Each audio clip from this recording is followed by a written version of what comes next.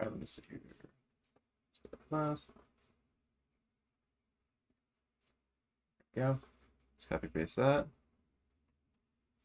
And now that I'm on Twitch with this really, I'm gonna have to maybe put it on stream starting there, or it'll come, or wait, that's not, so it's like, let's see here, intermission.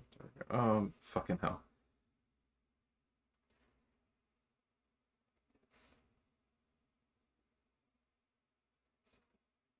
The hell? What's this?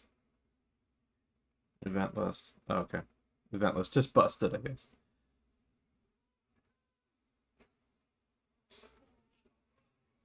Let's try intermission. Wow. Yeah, I'm gonna have to like yeah. The browser sources recommend placement and stuff. Yeah, there's a bunch of stuff that broke that I'm gonna have to fix in my stream. Fuck. But oh wait, it's working here. That's weird. Hmm. Well, in any case, like anyone who's coming in, is going to be very confused about the format here, and that's because I'm building it right now. I've got a new monitor display that kind of thrown everything into a loop. So I'm gonna have to like, you're gonna see me live on OBS set this up. But the plan tonight is we're gonna be doing time figure poses, and I'm gonna be trying a format of creating a collab space for everyone, using Magma Studio as like a class tool basically. So there's something neat I can do with the new monitor I have, which is it's a 1440p display. Let me see if I can get a good view on it.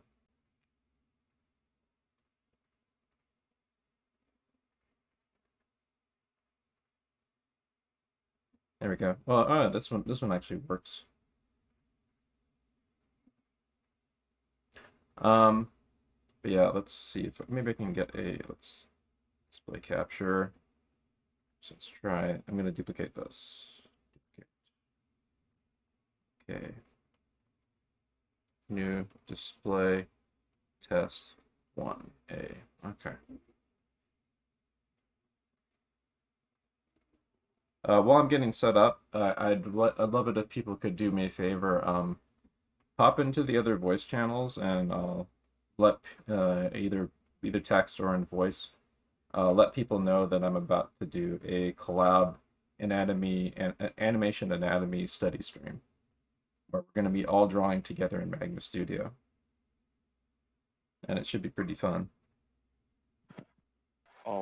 Does it matter what app you're using, like your website program? Magma Studio is the app for the collab, but it doesn't matter for tonight if you just want to get practicing. You can use anything. You can even draw traditionally tonight if you can't draw digitally. Okay. All right, so I need to make a new display capture. So this will be the go E. That one. There we go. This is the new 1440p display view right here.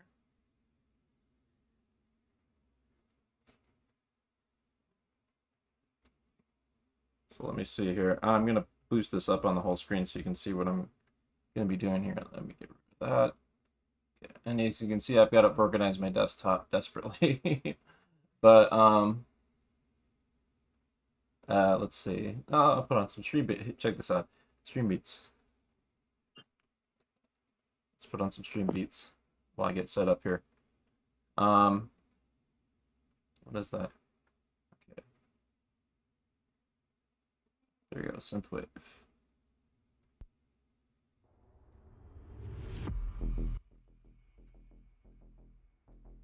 Yeah, look at all those files. Yeah, I've got to organize desperately. There's shitpost files, there's like personal work files, there's other things like stuff. I have like a better organized. I need to like get a better system for this, but I do like I currently like this is not bloated as much as it used to because I do like I do have a system now for where I put all my class demos and stuff. but I still got to clean this up. But anyway, so what I wanted to show you that I wanted to try out tonight. So here, check this out. We got Magma Studio here. Magma Studio is a collab drawing app that you can join online and draw with people in the same space. We'll be using that tonight. Whoops, did I just click that by accident? I hope I didn't. Let's see, maybe I should move that task, because that taskbar is not going there. Maybe I should put that over here. That might work better. I'll have to figure this out a little bit more later. Oh, that's funky.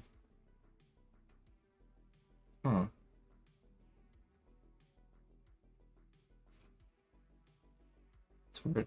Have to mess with that later. But anyway, so one of the things you can do with wait, no, that's not a good setup.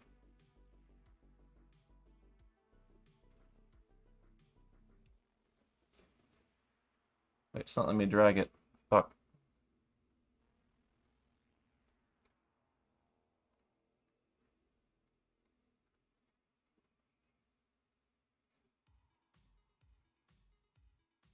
Where's that taskbar? Taskbar. Oh. Cool. I have to deal with this shit.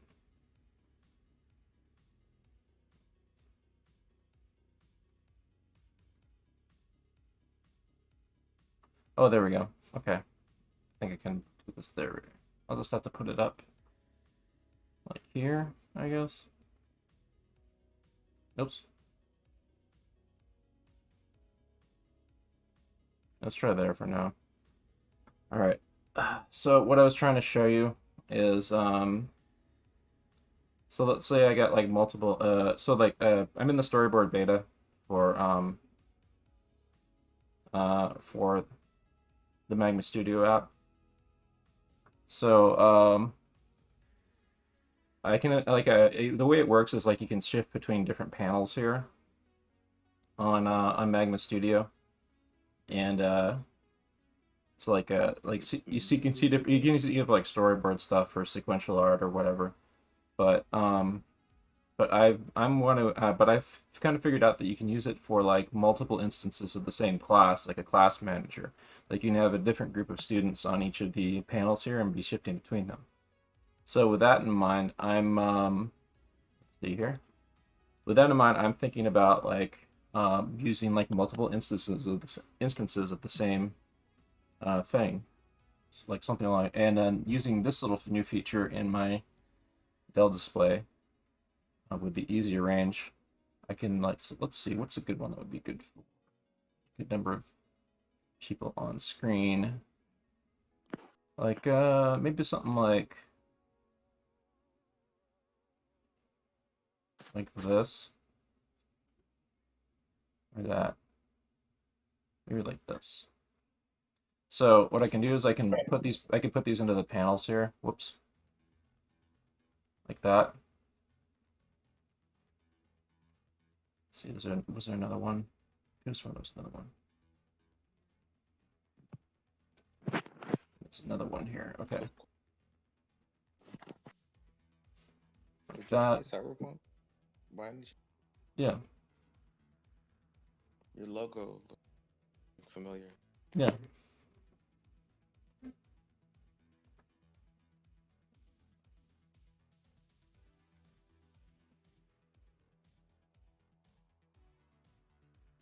What happens if I hit F12? Oh no, that doesn't work. So something like this. Maybe a format like this might work better. Let's try that. Yeah, that works better. For sure. But then I kind of like it like an octo class view, you see, of like what everyone's doing on the different pages. So let's see, put myself over here. Cool.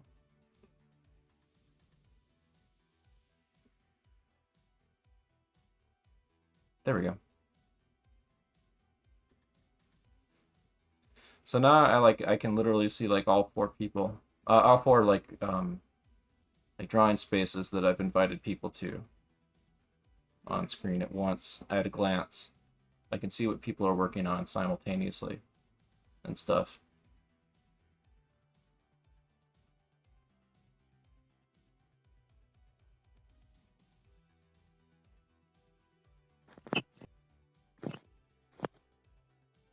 So with that in mind, I'm gonna invite people to come and do a free draw while I get set up right now. And so I've got 1, 2, 3, 4 instances of this, and you see in Ethan's Discord, where I'm currently hanging here. I'm gonna post instances of the class in the classroom chat.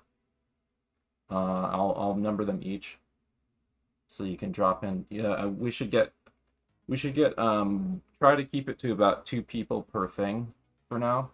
But when more people come in, we'll up that to about like 4 people per thing. But I want to see how well it works with like 1 or 2 people drawing on each of the drawing spaces or more. Like if there's but I'll be able to do a manager thing. Here. All right, so take this out. All right, so drawing space 1. Post that in Discord.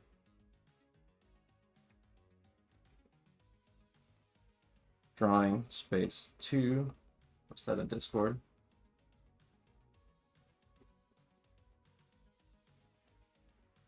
Drawing space 3. Post that in Discord. And drawing space 4. There we go. So now we got them all numbered in Discord. And I'm gonna be now I'm gonna invite everyone to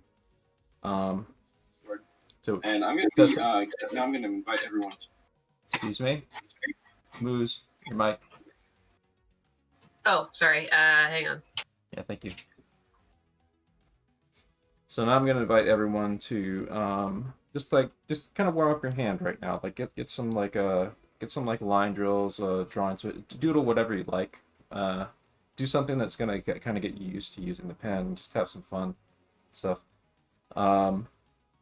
Let's see. I can open one more instance of this on the screen over here, and I can open it on my screen. So I'm gonna label this new OBS setting as Octoclass 1. Class 1. How would you join? Huh? How would one join? In the classroom chat in Discord, I've numbered each of the instances of the class that you can join. Try to be mindful of how many people are on each panel that I've put in, and try to keep it around like 1 to 2 people per panel. I currently am the little spaceman icon, so I don't count on there. But try to keep it to 1 to 2 people per panel of the 4 that I posted. But like if there's I'll keep an eye on the number of people. So we can take 1 more person on number 2, and we can take 1 more person on number. Excuse me, that's number 2. We can take 1 more person on number 1, and then 1 more person on number 5.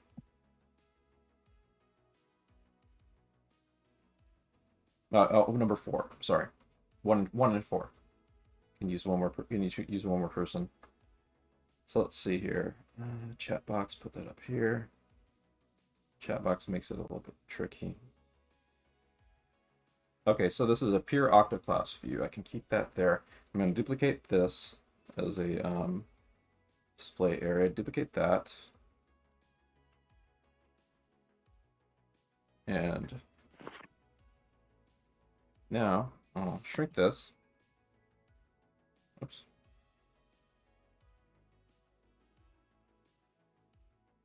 So maybe put that like at this size.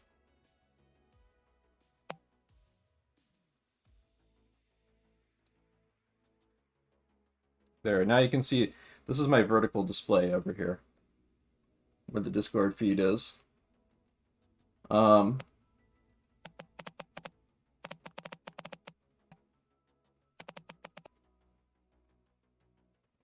let's see. I'm still kind of getting set up in this new format, but you can see for yourself. How do you create a layer in Magma Studio? Or Here, let me show you on screen in a second. Let's see. To get the where's the Cintiq? That is not the Cintiq. It's the TV display. Okay, that's the TV display.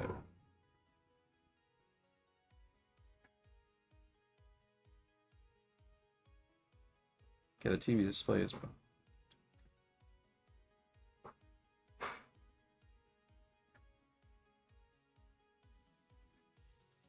That's where I am then.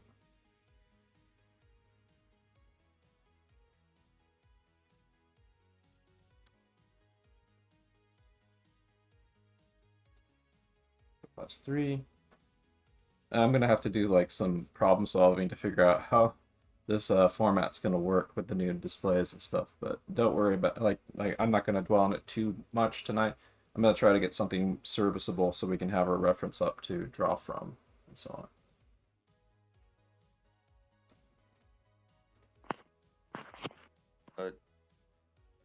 Someone said it's shift plus N to create new layer. There's also a command button for it. But let's see here. I'm going to make an instance of this that maybe keeps that at the same size, shrinks this. I want to figure out some way to display my Discord at the same time so I can manage it. Put it on screen as I need it. Maybe get rid of this for now. Do I need like the Manga Studio to actually like join that? Magna Studio is a browser-based app, and it's free to use. So you can just drop in via the link. Okay.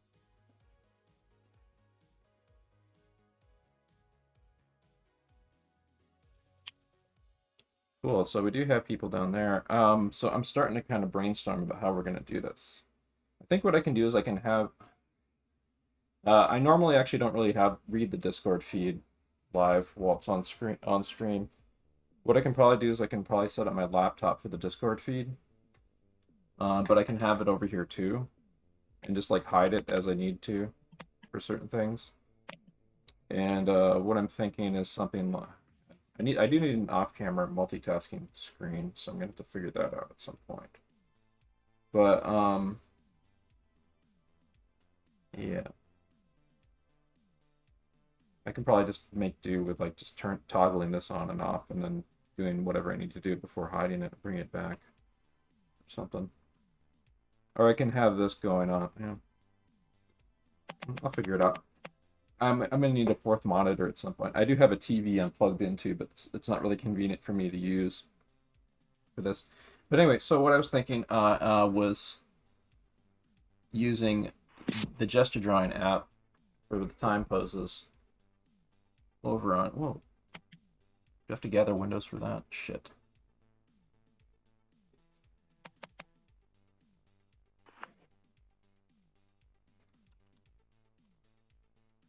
It's gonna be tricky.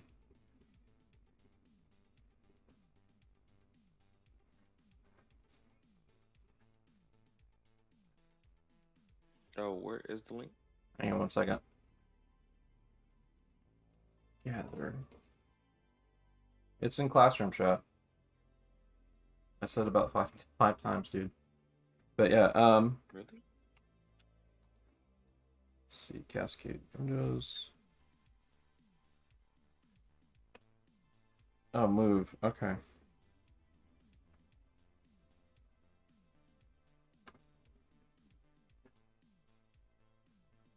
Kind of new at this, but I only see the Twitch. What? I only see the Twitch. It's in classroom chat. Classroom chat section.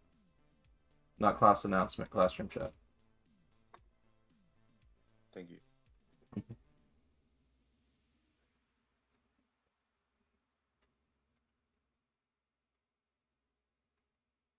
See, maybe I can do this.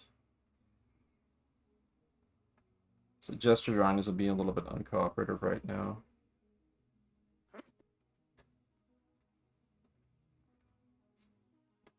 Yeah.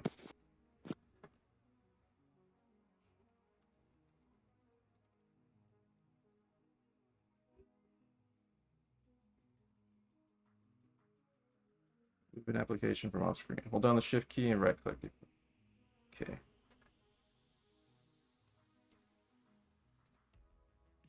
There we go. Ah, thank God. Okay, that's how to do it. Okay, good.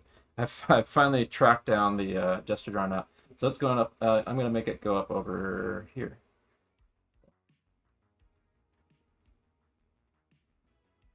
Let's get this maybe minimized a bit.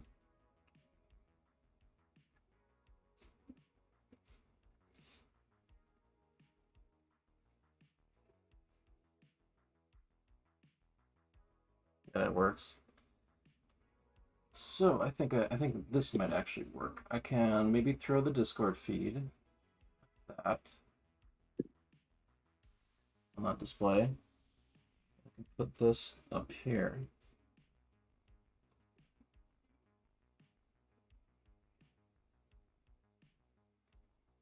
That might work.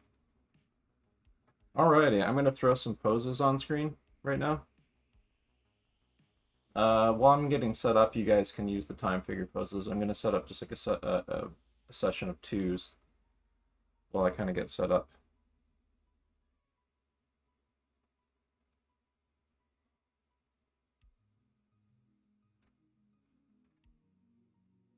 So there we go. 2-minute poses. Okay, Google, set timer for 20 minutes.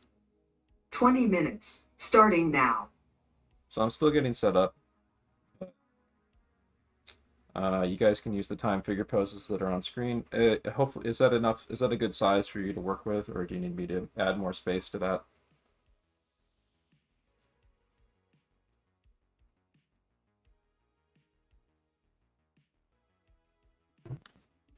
Maybe. Someone's getting cut off. Maybe a little bit bigger. Okay. Now let's see here. Maybe I increase the size of the Discord so I can read, so it's readable.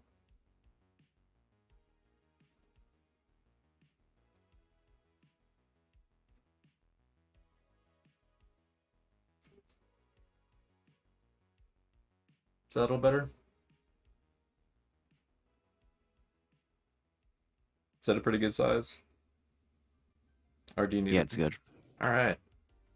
Goody. Okay, everyone get started at the 2-minute poses on here. Let me know if I need to increase it now. But I think the way I have things set up right now will work pretty good. My only issue is that I think I'm gonna have to open up a separate instance of Twitch chat somewhere. I have an idea for that.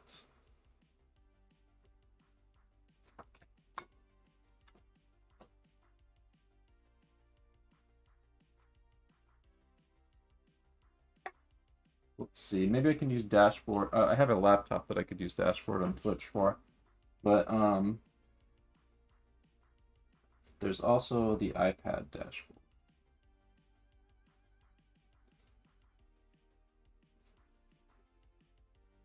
But I don't know how to open it up.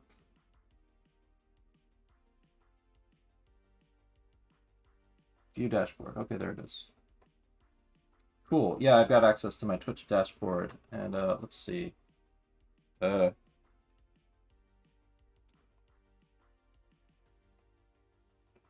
I don't have. Okay, well, anyway, we're probably gonna stick with this format for now, so I'm probably just gonna be able to minimize this. But also, thank you, Mosobot, for the sub, for the Twitch Prime sub. Very much appreciated. Let's see. Real quick. I'm gonna pair my keyboard to my iPad, and then I can. It's a wireless keyboard that I can swap between the different devices at a button press. So I'm going to use that to whenever I need to type something in Twitch.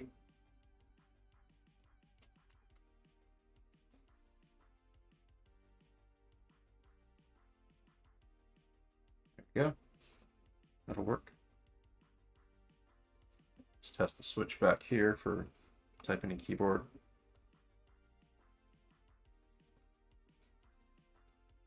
Okay, 1 and okay. Good. That works. Cool.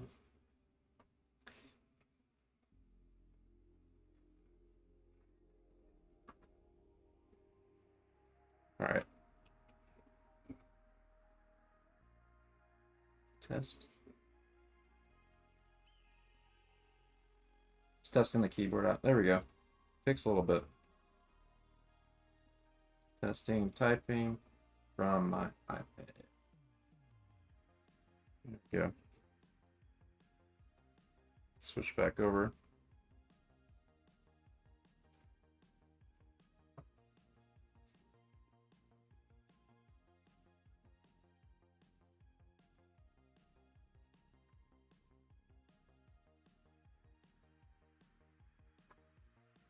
So yeah, I think to complete this setup, I'm definitely going to need a third monitor that's going to be my multitask monitor.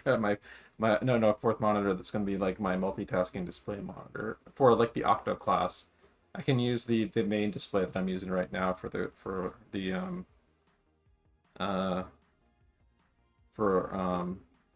hiding stuff off screen and so on. So today's going to be kind of free form a little bit, but we are going to. Looks like there's not anybody drawing in drawing instance number 2. So if I think there's a couple people from 4 and 3 can go over to 2, that'd be great. I can also set up additional panels if we need them. Like I've got a couple more here going. So if we can get one or two people in drawing instance number 1. I'm sorry, drawing instance number 1 needs people. Because these are numbered a little bit differently than I should have numbered them according to this, because that'd be a little bit easy. So we got a lot of people in 3 and a lot of people in 4 right here, which are 2 and 3. But anyway, I'm gonna be over on this one right here. What if there's a way to rename these?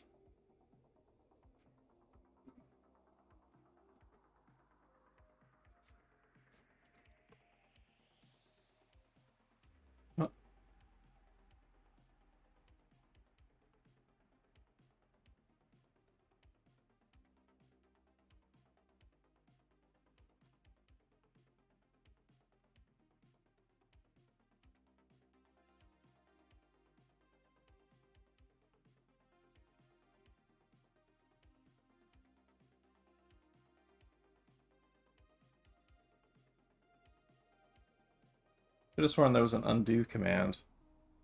But oh well. Alright, so we're gonna get warmed up. We have a collab drawing space that we're using tonight. Oh, that's why I couldn't do it. Yeah, Control-Z works fine now. I had it on the iPad. I'm stupid.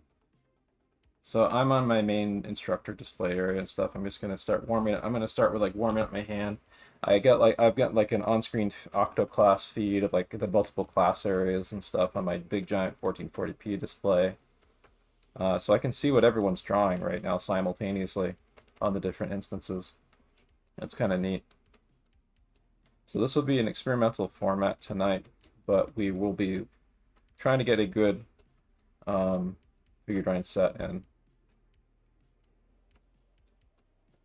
And I want to maybe use this format a lot more throughout the week, because maybe every night, honestly, this week. So it'll be pretty fun. So some interesting news, like Bobby Chu, who runs like Back Expo, you know, the artist and stuff. He's got like the Schoolism site and podcasts and stuff.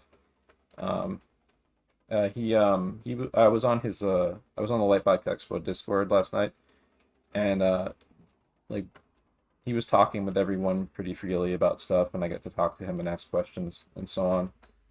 And they actually did use like Magma Studio as a collab drawing tool, and I talked to him a little bit about how I was using it for collab study and stuff. And so I want to encourage people to definitely start using this tool for when you're doing like group study sessions and so on. And I'm going to be using it a hell of a lot more. By the way, it looks like they might have finally fixed that bug that I was getting where the pen just suddenly stops registering. well, for me, that was going on for a while. Really annoying.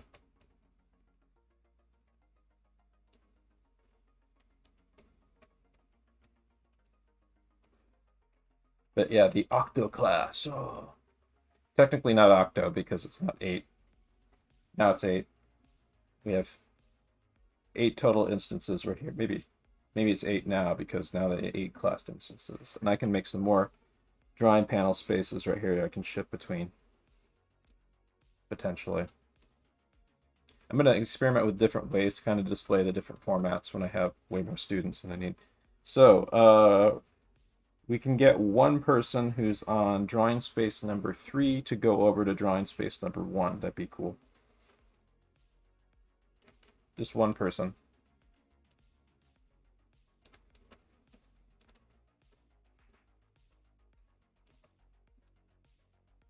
Also, one thing I want you guys to do, make sure you're regularly saving images. You can go to File, Save PNG, or save whatever. Make sure that you're like saving records of the drawing spaces that you're working on, because then you can upload them later for feedback or whatever.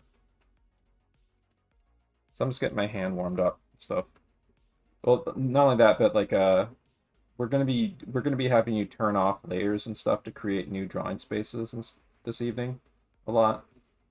So so you want to take screenshots of your stuff before it vanishes. Like if you are getting ready to hide a layer to create a new drawing space, like go to File, Save. Like I think I'm gonna have to, let's see, save as PNG. There you go. Oops. So keep the visibility on here. I'm going to go to File, Save as PNG. What's this export option? Oh yeah, you can save it as layer images too. That's neat. I think you can export by, I don't know if you can export by sequence though. But anyway, I now I've saved this little kind of sketch warm-up space here. And I can turn that off. I can start in another space. I can also run 4K image stuff. Again, if we can get someone from either drawing space number 3 or drawing space number 5 to come over to 2, that'd be great. I'm gonna also open up drawing space number 6, which is actually drawing space number 5. Let me renumber these so they're less confusing. So let's see here. Classroom chat. So drawing space number 1 is not going to be drawing space number 2. Drawing space number 2 is not going to be drawing space number 3.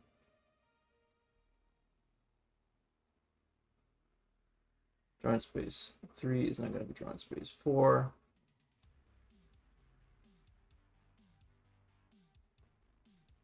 Drawing space 5 is going to be drawing space 5. And now I've got drawing space 6 right here.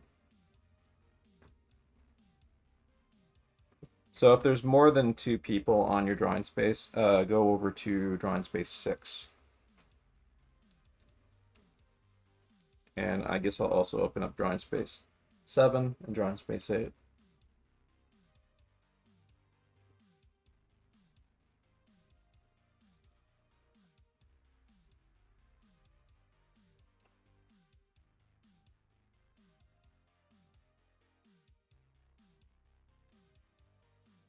There we go. So now we should have plenty of drawing space stuff for everyone.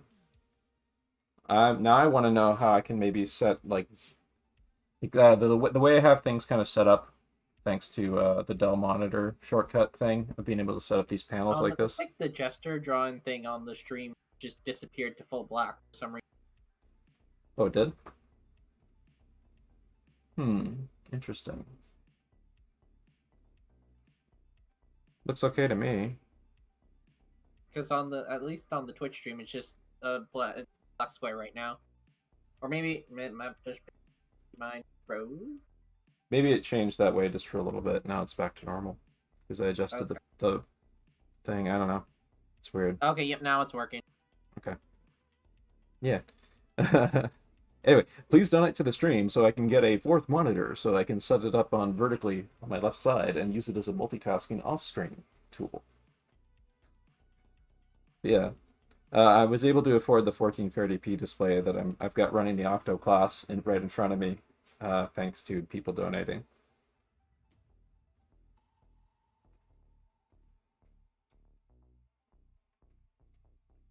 Anyway, so I've got my own little drawing. You know, I'm going to participate in drawing space number 2 here with Pigeon Widgeon. That'll be where I hang. Or, yeah. So if you need a drawing space to draw on, 6, 7, and 8 are open.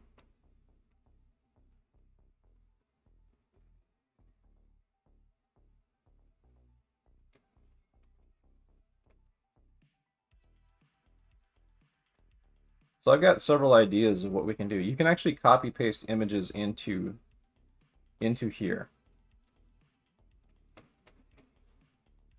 And I want to maybe experiment with doing that tonight. I've got images of anatomy and images of figures we can do draw over or side-by-side drawing studies of. And I want to talk a little bit about animation stuff. Well, because like I'm going to be trying to steer us in the direction of trying to do throughout the next week. I'm going to be trying to steer us in the direction of trying to fuse your personal projects with your studies somehow. Like literally, I want people to make personal projects out of, or make like a reason for why you're studying this or that. And I want people to kind of customize what that personal project is to whatever their current drawing skill level is. Like, for example, if you are mainly concentrating on gesture drawing right now, maybe make a storyboard or a piece of animation that just uses gesture drawing. If you're working on box forms, for example, maybe do a lot of compositional studies using boxes, or tell a story with boxes, or with like 3D boxes or something. Like anthropomorphize some 3D box characters, or tell like some really abstract story using box shapes or something. Something that gives you an excuse to like use the thing, like practice and use the thing in a creative way. And I want people to strategize about what that is for their current skill level. The other thing is that I want to talk some about using animation as a study tool for art. Earlier this week, some of you guys saw the animation stuff I did. Let me actually bring up Clip Studio if I have that handy, so I can show that.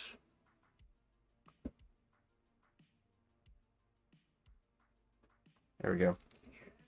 So,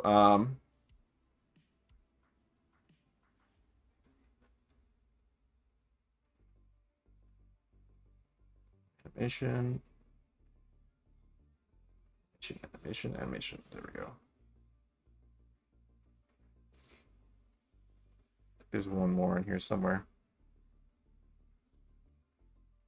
So earlier this week, I was experimenting using this in Clip Studio. So I did this figure. I didn't really intend to do an animated turnaround, so there's like some bulging, weird growing of the shoulders up and stuff, and the volume of the chest.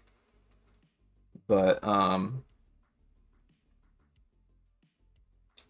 as you can see, like what I did is I made about like 5 poses originally, and then I kind of like I flipped them, and I also added in-betweens for the turnaround. And this was a really, really helpful exercise, and I want to do some more of that for sure. I also did this where I did set out to do a turnaround, but this shows off like how much I practiced like Loomis heads. This guy looks like I traced it from a 3D model, or I used reference or something, but I didn't. This is all out of my head. This on-screen rotating guy. Let's see.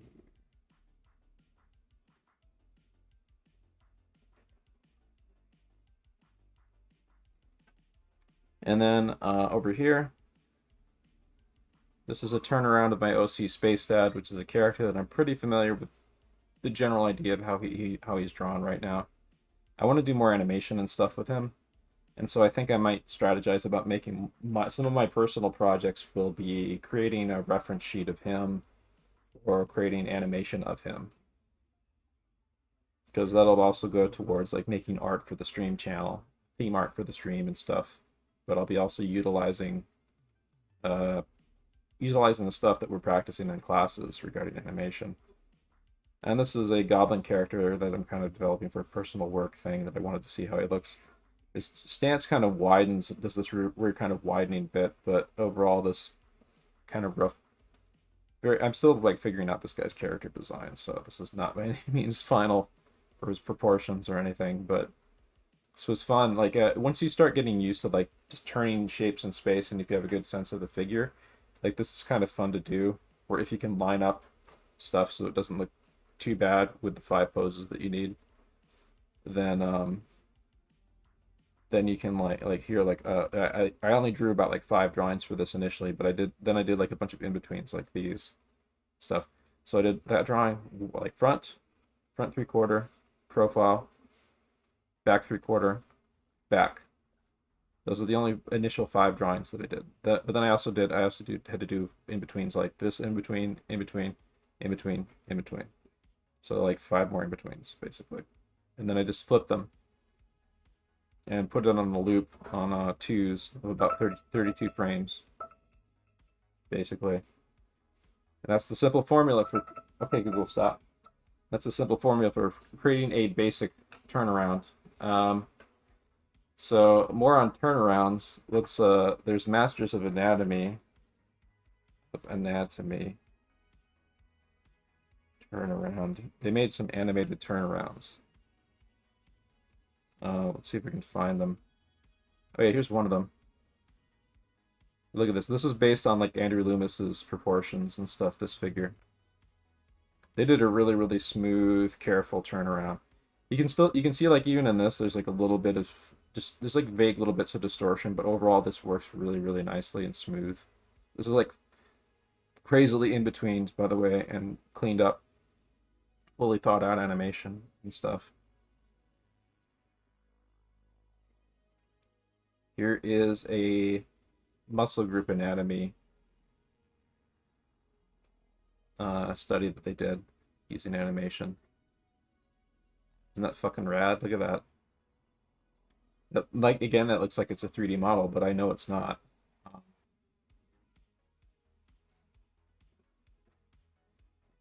Here's a more kind of like stylized like TV action show, like kind of a Western TV action show, pseudo anime character model basically. Very stylized, kind of superhero-y anatomy.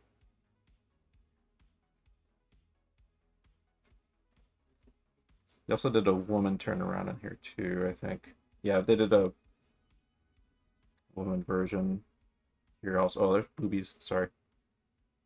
Yep. But those are neat. So that's cool, but another thing I'm interested in doing is like bent of muscles. So the movement of your muscle groups in your body is something that I actually want to use the power of animation to understand.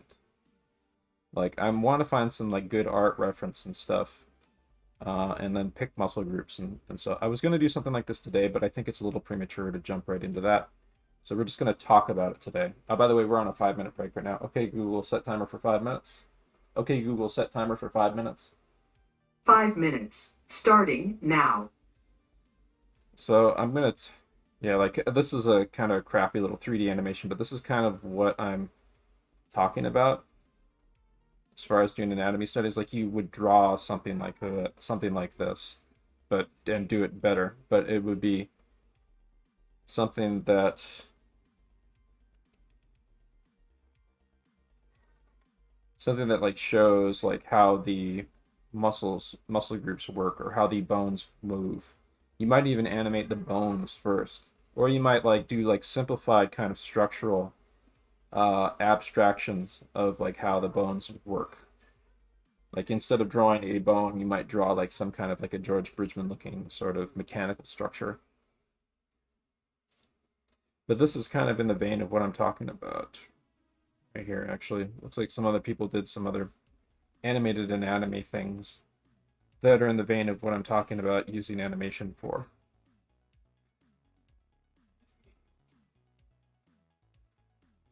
There's other stuff too, like let's see, manga artist.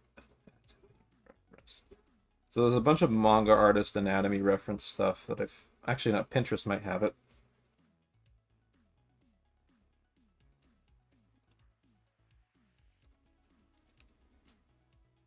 Here we go. So there's a lot of stuff like this. I've noticed there's a lot of like Korean and Japanese anime stuff. Well, there's a couple things. First off, there's Western books that do what I'm talking about, like showing off the range of the muscle movement. Yeah, look at this. Like, there's plenty of ideas to pull from these sheets that show off the range of motion of the muscles, or like different aspects of anatomy from different angles and stuff. And I want us to start thinking about strategizing about how to use this in conjunction with animation to study. Like let's see here. That one's a little less clear. Yeah, this one right here would be pretty good. You'd probably want to get something else that talks a little bit more about how the muscles bulge. But something like this that shows the leg in different states. You could potentially use these as like reference for your keyframes for an animated anatomy study. This one would be really good. This one is a wrist that's turning over with the bicep, showing how like it influences the bicep and stuff. That one would be really good. You do like a copy study, not a draw over study, but a copy study. Building, like constructing the arm anatomy here and those like simplified muscle group shapes. And then you'd like use these as your keyframes, basically. We could go with something even more challenging like this, for example, and use those both as keyframes or something. Well, no, probably not, because those are not two different states of the same arm. Those are two different arms, I believe. Let's see.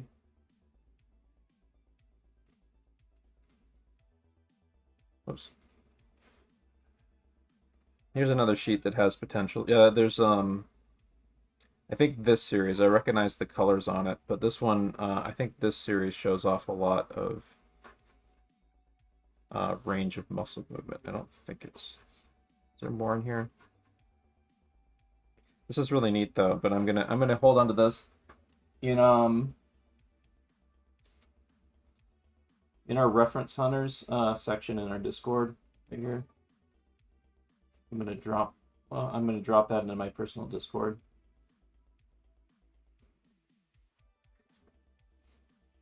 Let's see, reference hunters. There we go. All right. So on my personal Discord, I'm gonna be like throwing up anything like that I find. This one's an art tutorial dump. That's a lot of useful stuff has been posted on.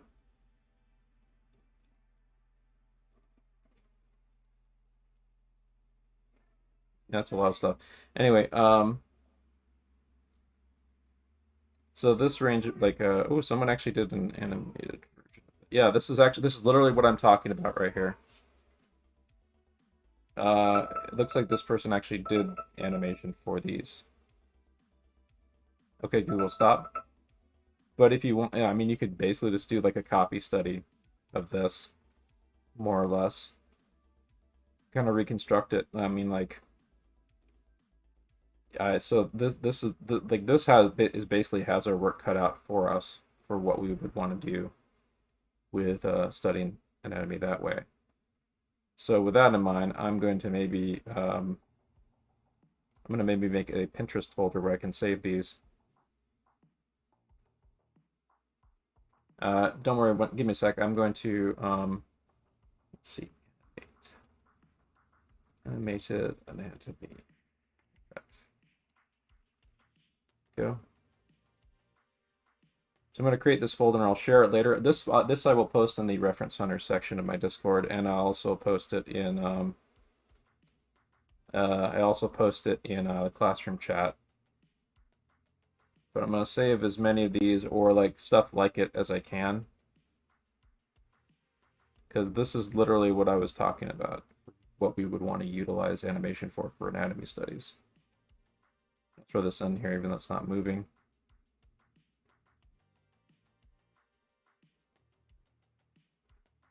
Is that a GIF? It is. That one's a 3D turnaround. Does that one move? That one does not move.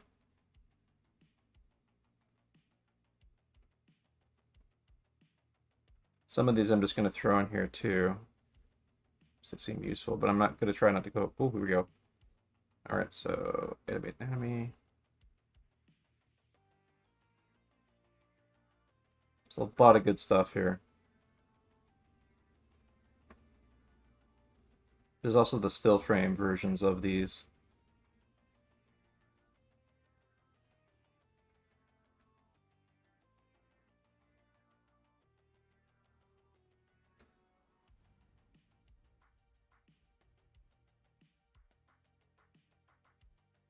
Throwing these in because they seem useful to have in there.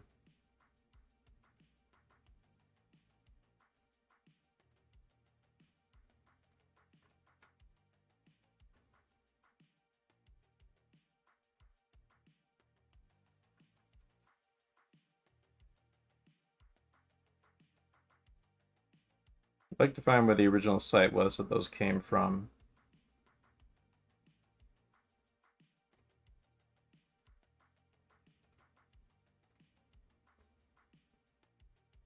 Oh yeah, these sheets with the yellow color-coded stuff. I've seen those before. So another thing I wanted to mention, we were talking about it last night, is the practice of gathering and surrounding yourself with good reference. So yesterday I actually set myself up with a bunch of gathered reference from the web. There's also a really good dump of a Pinterest board that a pal of mine, Miles, created. So I'm going to post that right now, and I'm going to have us kind of have that to the side somewhere while we're doing like our studies today. But here, let's see. I'm gonna after the 40 seconds are up, I'm gonna start another 20-minute drawing set. So get ready to save your pages, because we're going to need a new fresh drawing layer to do these, and you're probably going to need multiple instances of stuff. If you're sharing a space with other people, try not to draw too big if you're able to. Yeah, here I'm going to save the drawing space right now.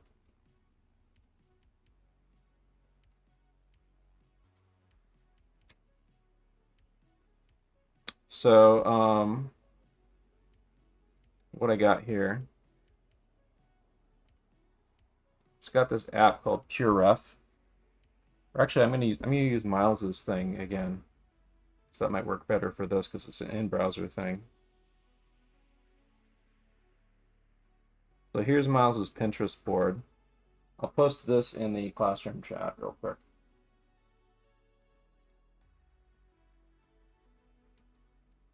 And I'll also share the animated anatomy a little bit later.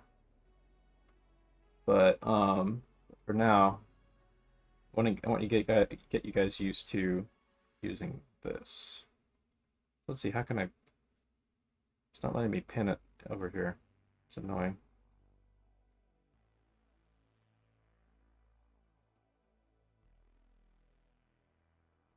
This kind of weird Windows borders thing here, I think. I'm just gonna have to manually stretch it out. Okay, so what I'm gonna do is I'm gonna have a drawing space to my left, I have my anatomy reference on the right. And I'm going to do a mix of time-proposed studies and scrolling through this kind of anatomy sheet and stuff, sort of studying little bits and pieces from it. And this will be a really kind of fun, flexible way to study right now for tonight's session.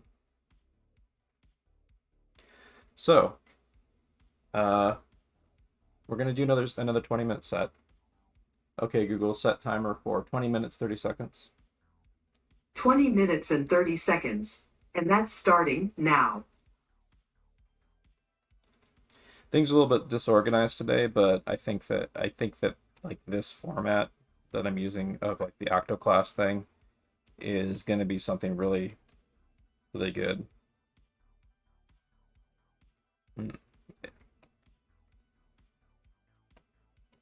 Just warm up a little bit here. Maybe scrunch this over here a bit. There we go. So a habit I want people to get into that we were talking about last night is I want people to get into the habit of surrounding themselves with art reference, kind of like the stuff that's on the right here. Like anytime you're drawing, try to have yourself like surrounded by stuff like this. If you can't surround yourself with stuff like that, like an art book will work usually. So keeping like a good art book handy for you to kind of with you to kind of flip through and get like stuff to like kind of practice and vibe with will definitely help. Like if you're trying to learn how to draw something a certain way or look for certain things, it's really hard to do it like out of your head and even when you're observing a pose. But if you have like a bunch of stuff on your side that kind of helps you kind of see what you should be targeting a little better, that's really handy. So I'm going to strongly encourage people to kind of build reference folders like this, or like reference layouts of like Pinterest boards, PureRef boards, anything you can put together that is just like full of good art knowledge reference that'll help you. And I want people to get in the habit of having that handy and visible at any given time when they're drawing. It should generally be tailored to whatever you're focused on, but you can also just have like a smattering of good stuff and be scrolling through it, and you'll pick up on little tidbits of and kind of vibe with it. Like you'll get kind of like an overall picture of how the figure works a little better, just like having this stuff nearby. It'll also give you a little bit more confidence because you won't be so totally lost. Like you'll have like a thing you can glance over. What should I focus on for this figure? Well, there's some stuff with some cool torsos on the page on the right here, and I see some reference of like how the clavicle works over there. I'm gonna maybe like, hey, I can kind of see that. I can kind of see how that works on the figure I'm drawing right now. So maybe I'm gonna try to go for that. Stuff like that. So you're not like totally alone when you're drawing. You basically have assembled a bunch of artists that have your back, more or less, in those kind of reference sheets of other artists, or reference photos. You can also use this for like assembling like your reference photos of like, you know, muscle groups photographed from different angles, or like if you're drawing castles or something, photographs of castles or compositions from films or photography if you're doing that, and so on. So you can use this for anything really, but the point is to surround yourself with lots and lots of reference and feed your head as you're drawing. Like you want to create like an artist compost heap, basically. The idea of a compost heap being you just like throw everything goes on the compost heap. Everything goes on the compost heap. That might help you. Like you might not pull fully from something. Some things you might do longer studies of. Some things you might just glance at and just have it in the back of your head, or just use it briefly. Other things will give you kind of tidbits of ideas or fit in pieces of the puzzle for you, and so on. But the point of a compost heap is that you mulch stuff, and then you, over time, the compost heap becomes fertilizer for growing flowers or vegetables or whatever you want to plant. So everything should go on the compost heap.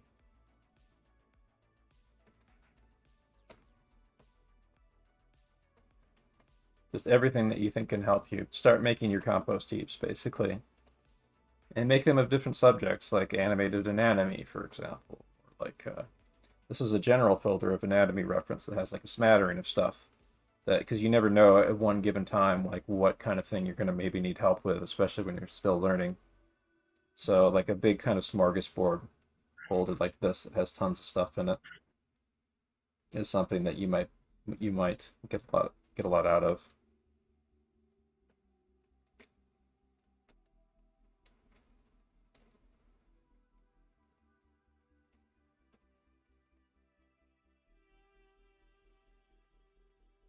But yeah, so this week I want to see about utilizing animation for figure drawing / anatomy practice, and I also want to see about constructing our personal projects as a funnel for our efforts. So I'm going to be trying to set up our classes in a way that's conducive towards that.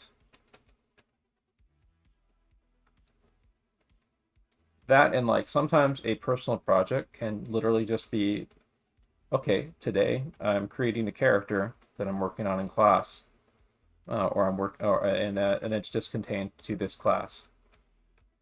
I might do, if I like it enough to keep going with it later, I can, but that can be a personal project, like what we do in the class today. Like we might get like something like a reference prompt to do character design, for example. And then we like go through some techniques to like try to put it together, to put like a character together or something. Like that can be a personal project, and that was something that was doable for a class session in a day. But long-term personal projects, like where you're doing like short films, you're creating character sheets that are probably going to go in portfolio, you're creating storyboards for your reel, things like that. That's also like personal project stuff. But the thing is, like, personal projects can be scaled in scope. So we can start small and kind of work our way up to more elaborate personal project things. So I'm going to maybe try to have us aim low. You can maybe bring like ideas for like OCs or things you've had that you want to work on to the classes, but I also would encourage, I want to maybe try to encourage people this next week when we are starting to do this stuff that I'm talking about to do stuff that's self-contained to the class, because that becomes a lot more liberating to experiment and to kind of put your full effort in whatever it is you're trying to learn in the course of doing this little kind of mini personal study.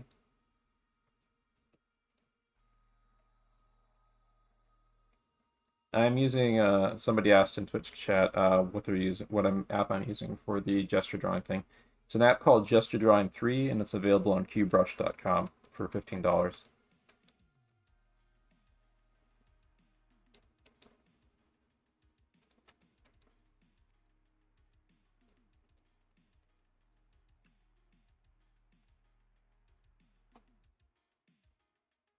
I haven't set up my Stream Deck with the new thing, so I'm gonna have to like manually swap between the different class instances like this for now. But let's switch it over. Now we can see a much cleaner view of what everyone's drawing here. Much clearer view of what everyone's drawing. And I'm gonna leave it like that for a little bit. But let me know if you want to really see what I'm doing, because there's a lot of interesting things that are going on these other drawing instances. Here. So we're going to set up a borderless mode here.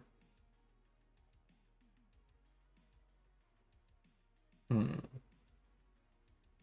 we could get rid of that head bar, that might make some more room.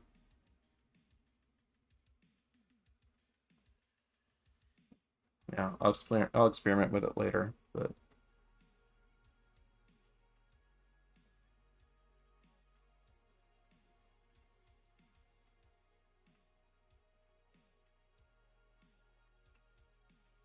Just want to get rid of this real quick.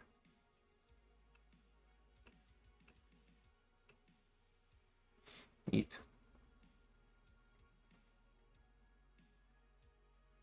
Laytune says, "This is my first time hopping to one of the voice chat classes. Is there more than one? Is there more to these than just the teacher streams? You mentioned projects and other things. Yes, there will be. My classes are currently in kind of a state of flux because I've got like these new tools that are coming in, and also I'm kind of figuring some things out about how I'm going to teach and stuff. Oh, you can see my my little stream there on the upper right. That's neat.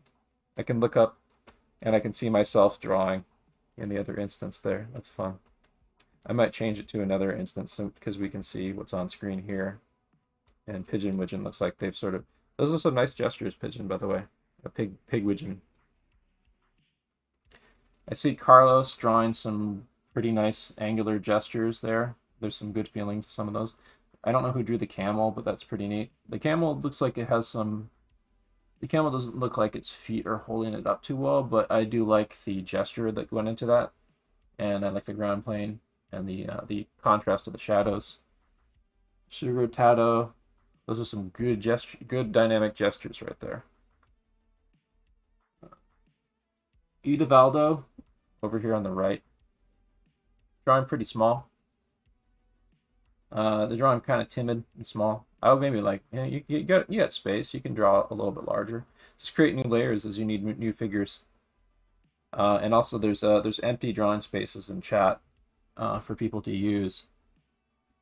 On that note, I'm going to, let's see here, switch. Because I saw some people drawing some interesting things here. Ooh, here we go. Gothrak, wow, that's yeah, that's some nice stuff. Yeah, I'm getting a good feeling from these. Those feel pretty nice. I like the feeling of the stretch going through this pose right here too.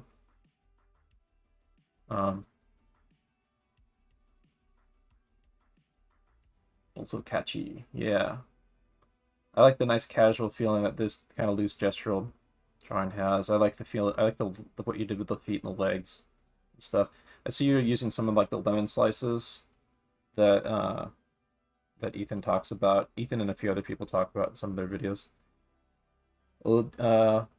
Oddly over here. Oh, Odile. Yeah, they're doing kind of more of like a tune stick figure approach to things, which is fine. Actually, here I've got an idea, real quick. I'm gonna draw a quick model for them. This is where the instructor thing comes in. So this is I'm going to do a little experimentation here on how to act as a instructor as if I was in a live art class, which was the intention of doing this all along, by the way. I'm trying to use this to replicate the format of like an instructor looking around and seeing what the students are drawing, and then like walking around and like, hey, let me sit down here drawing your easel for a little bit, and I have some suggestions you can do. So Odile, I like these. I like that these are kind of toony and stuff. But I'm not sure if you're doing that intentionally or if that's a proportional problem that you have. But they do look kind of like first off, I would want you to kind of practice pulling longer confident strokes. Like try to make more simple statements and stuff. Like, I know you're kind of like searching for like what angle things are at and so on, but try to see if you can make your drawings in as few lines as possible. And also, like for example, we got this on-screen reference here. Try to look for like the fewest lines that describe what that guy's doing, and just describe it with like a few line of action lines. Like we got this big thing here, and then I would say that the next important line of action line is something like this. A little bit cramped up here at the top here, but that's like an example of what you can do for like a quick kind of uniform line of action thing.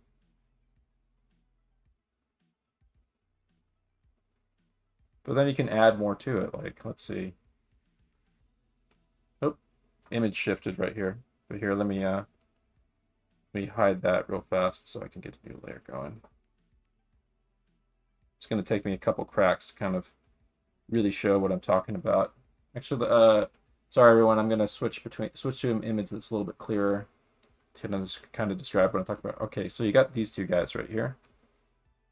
What's the simplest line that can describe these guys' action? Like this guy right here. Maybe something like this.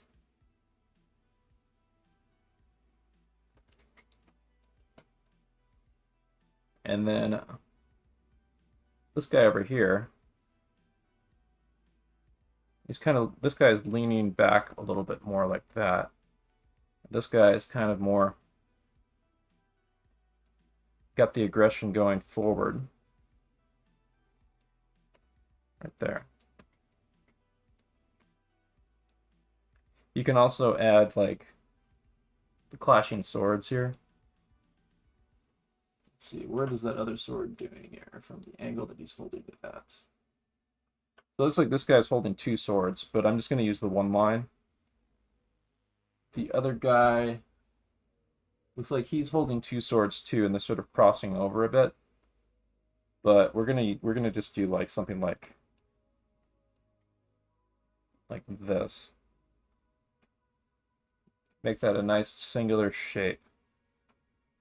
That for his like arms holding the swords, and then this guy right here.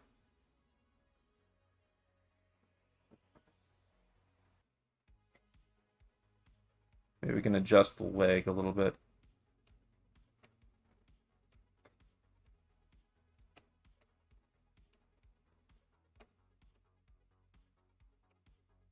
Thinking we could push this actually, so I'm gonna erase that leg.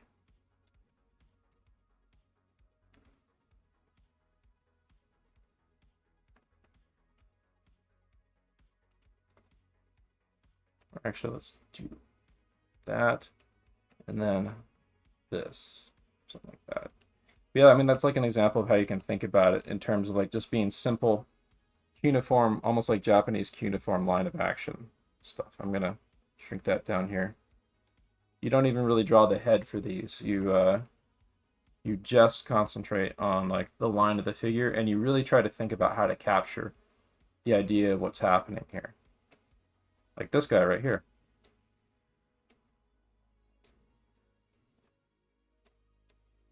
And then that guy against the wall down below.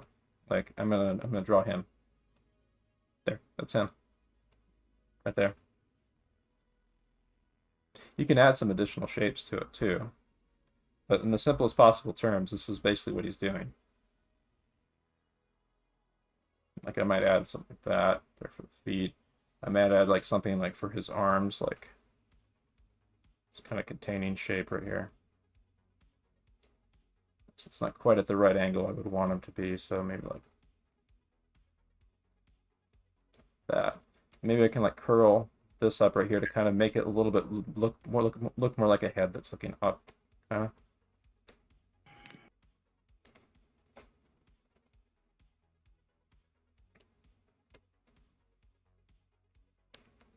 Let's see, maybe we can shrink these a bit.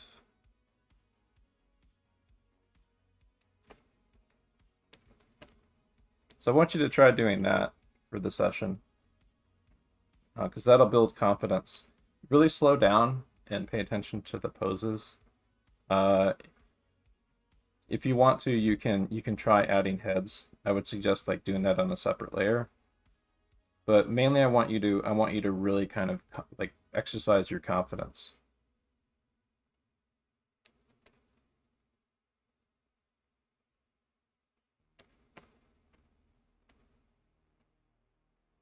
And your ability to tell a story with just like a simple line.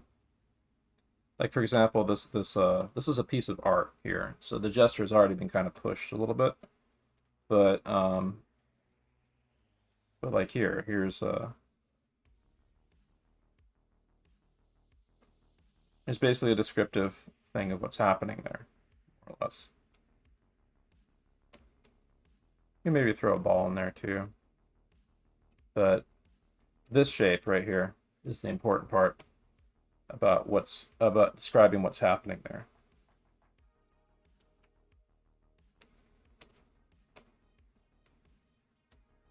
So you almost want to develop a sense of calligraphy to how you construct your poses.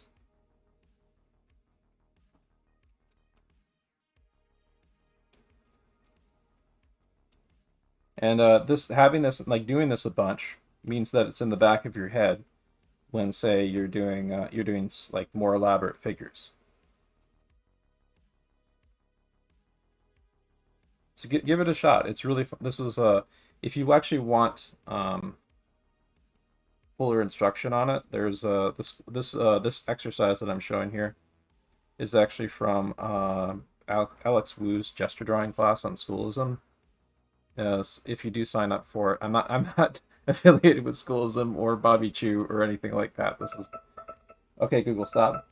But because of Bobby Chu also made Mag Studio, but and I met him last night, which was fun, which kind of juiced me to try to like push things here. But anyway, so like lesson 1 in line of action right here in the Alex Wu gesture drawing class is basically this. It's basically what I'm showing you here. So if you sign up for the schoolism class, I would strongly recommend people, especially newbies, do the Alex Wu gesture drawing class, because like, so this is what I'm talking about right here. Here's someone who did the exercise that Alex Wu talks about in that thing, and we've done it in my Twitch streams before, and it's a fantastic foundational tool for building your figures.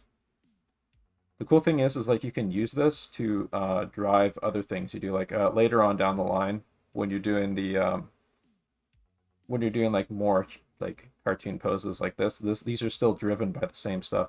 Alex Wu, by the way, he's a figure drawing instructor at Pixar, and yeah, and here's some. This is a lady who does a lot of like YouTube videos of trying out different online art training courses and like posting the results of what she does. This is from week 2 in the Alex Wu gesture drawing class. This one's from the shape class. So the shapes they actually start like well, here's someone else who's showing off what I'm talking about. Like, so notice that shape kind of has like that kind of abstract form to it. That the line of action study that I showed has that kind of like Japanese cuneiform thing, but it's more filled out. It's occupying more of a space. And then this right here is actually, yeah, no, this is one of the line studies. It's just someone's added more stuff to it. But this is like week 2, a little bit more of like, you can see kind of a shape grayed out in the back there of the figure. And then they drew over the top of it to add the exercise here is literally like, there's that grayed out shape in the background there that summarizes the whole figure, and then they do like added line over the top of it to describe the figure. The point of doing this is to gear you in the direction of thinking of the figure as a singular unit.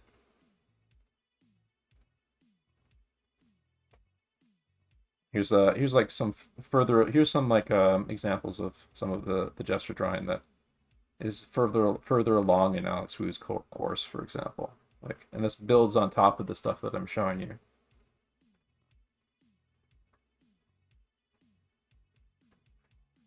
Yeah, I do strongly recommend that. It's like $30 a month to sign up for schoolism or whatever. But let's see here.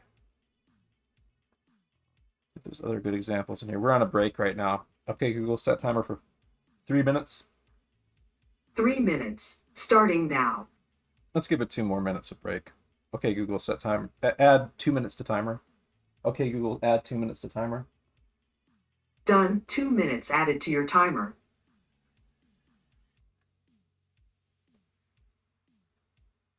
Yeah, it's really neat. Anyway, so yeah. The other thing is I can see that you're kind of fighting your tools. I don't know what you're using to draw with, but try to figure out some way you can maybe do some like line exercises and stuff where you can pull like a continuous line, kind of a continuous smooth line of some kind.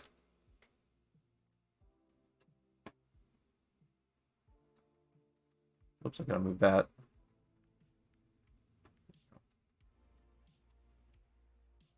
So like try to like pull strokes, pull like long strokes and stuff. Try to set yourself up so you're able to like use your arm to draw instead of your wrist.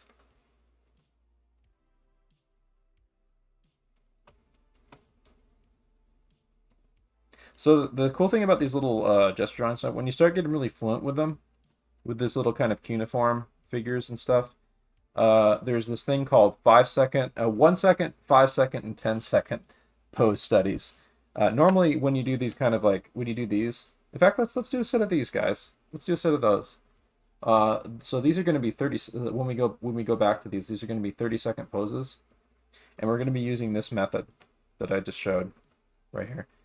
If you want to use something else, feel free to, but like give it a shot. Like try describing the figure as like a Japanese cuneiform pose or something. I may give it 1 minute. I think 1 minute would be better for like introducing people to this a little bit and giving them a little bit more flexibility to think. But we'll see. It might even be okay to just do 2 minutes because I think people are going to fill up their pages a little quickly.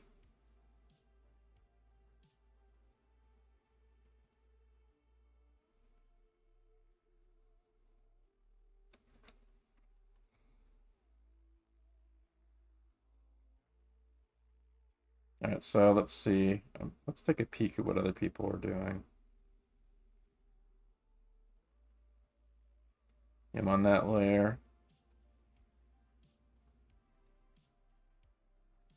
Also bot starting on this, I see. Decay over there. There we are.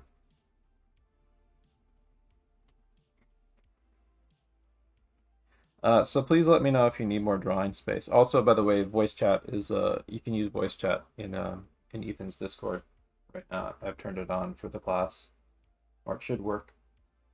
Let me know if it doesn't. So feel free to chime in and ask questions and stuff.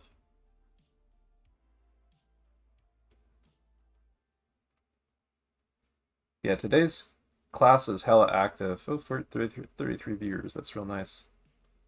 And this is really fun. I really like this format. So when we get more, I can already tell that this is going to be really good once we start like getting the ball rolling on studying like this. Because like I can what I can do is that I can give people a reference image, and I can like let me post on a blank file real quick. I don't think I posted this one yet, but here is a blank file right here. I'm going to use this as a little workspace to show you what I'm thinking of. Like for example, let's see. I don't know. Let me grab like what's a good one right here. Well, here's some good, really fucking great stuff from Will Weston right there. I don't think that's the best reference image. Yeah, here we go. These are good. So, let's say we get an image like this. Oh, that's not as good as I would wanted. Let's say we get an image like this.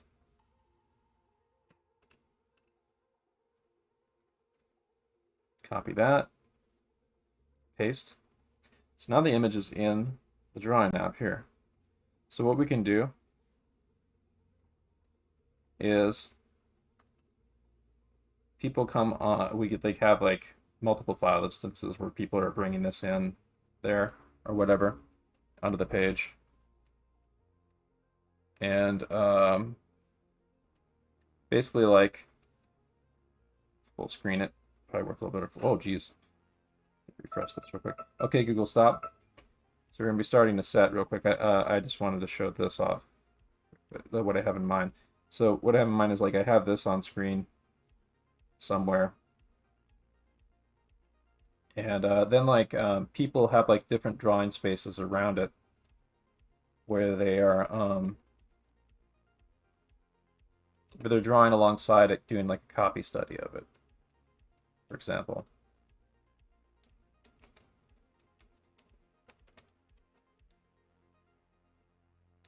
I'm just doing like a quick little gestural construction of this guy real quick. Nothing fancy or good. just as like an example. And then blah blah blah. Yeah, you do your studies in here. Like I'd like come into the different rooms where people are doing these. You can this will be like on screen to like refer to, but you can like zoom in on your thing, and then you can maybe just have like the image itself open on a different app or a different screen somewhere else. You can actually open multiple instances of the same drawing app. So like you can do here. Let me show you. You can do something like this. The same, oh, more than 5 tabs. Oh, great. Oh. Okay. Yeah, I'm at a limit. I'm at my limit of how many tabs I can open at a time. That's a pain. But I mean, like the point is, like you can, if you have the regular version of Magma Studio, you can open 2 instances of the app at a time. So let's just pretend, let's pretend that I'm able to open a 5th instance of this. And then like I zoom in on the reference here or something, basically. Or I have this open on a different browser window where I can see the reference. But yeah, that is neat. That seems like it's going to be really, really handy for doing like collaborative anatomy studies. I can like see at a glance what people are doing. Yeah, another cool thing is like you can potentially the students as they start like opening up the sequential art beta for other people. That's the other thing. One of the Magma Studio devs is on my Discord. He joined my Discord when he found. Again, I'm not affiliated with Bobby Chu or Magma Studio in any way, but this is how I got into the beta. They found my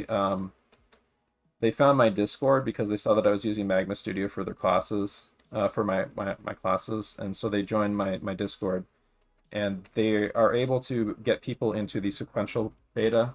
So you'll have access to these panels.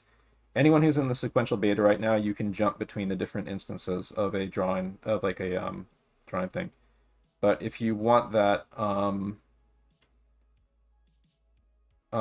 have to dig through my Discord to remember where he posted later.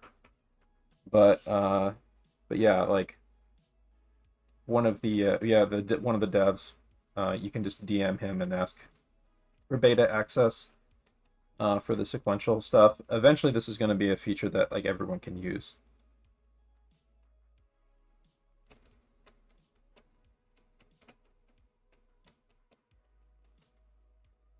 But anyway, yeah, like,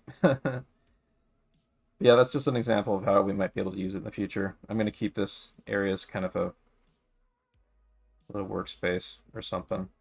But, yeah, let's do another set. And this time we'll do the Japanese cuneiform sort of thing that I was talking about. I'm going to make a new drawing instance for myself to do that in. So everyone get ready, clear out your drawing spaces. Everyone clear out your drawing spaces. Feel free to like do a little line drill studies and stuff real quick. Actually, no, we're going to go straight into the set right now. So everyone clear your drawing spaces, blank drawing spaces, so you can be ready to draw. I'm gonna have to go back and hide my layer on that other one that I did here. Make sure you save your layers, by the way, as you're going through before you hide them. See if you still need to do that. Give yourself a little bit of time to do that. Let's see here. I just want to save a little instance I made there. The little cuneiforms right there as an example for what people should be doing. So let's get started. We're going to do a set of 1-minute poses.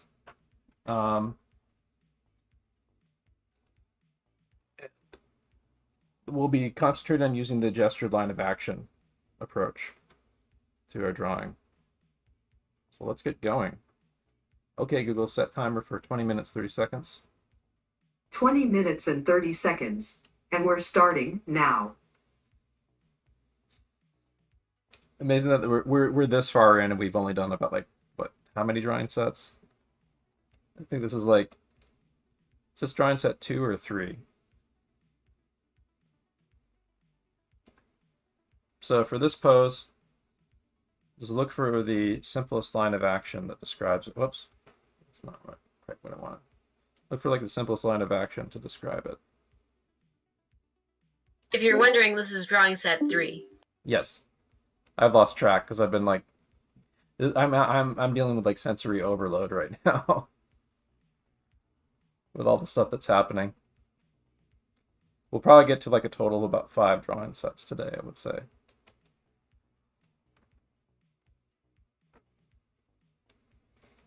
So what do people think about the new tool?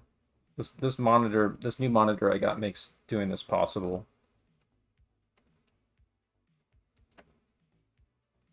I like it. It's pretty cool. Yeah. I mean, we've always had this tool, and I wanted to try something like this, but I didn't really have like the workspace area to really do it. Yeah. Now I've got like I'm able to look and see the reference image on the right, on my vertical display. It's on your left, but it's on my right in real life. I might want to arrange that a little bit more like how I have it arranged in real life. But hang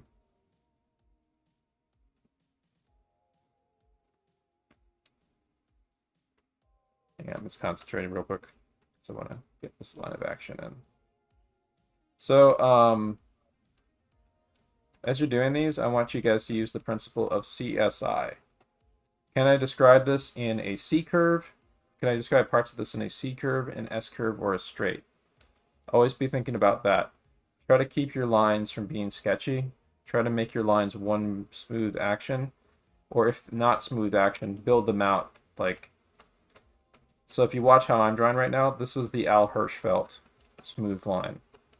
The Al Hirschfeld is a cartoonist that you might know about who's been a big influence on like people like Eric Goldberg and stuff. And a lot of people who look at Al Hirschfeld's work think that he draws with like really, really smooth lines, probably in one stroke. He did not. He sketched out those beautiful pen lines that he made, like very meticulously. He understood the flow of the lines, and so he's able to like control them by like kind of like building them out a little bit. That kind of lets him sort of steer them a little bit more cleanly. It takes some practice to do it. He was like really practiced at making them look good and look clean. So the Al Hirschfeld line is not a lacking in confidence line. It's a line that you build out. But you can also use like long, simple strokes like this too, to help build your confidence and stuff in a single stroke. And I do recommend doing that for a lot of these. But yeah, like keep those in mind and think in terms of how you're going to make things a C curve, an S curve, or a straight. And of course, you'll be combining them together. I mean, like, you want like singular shapes.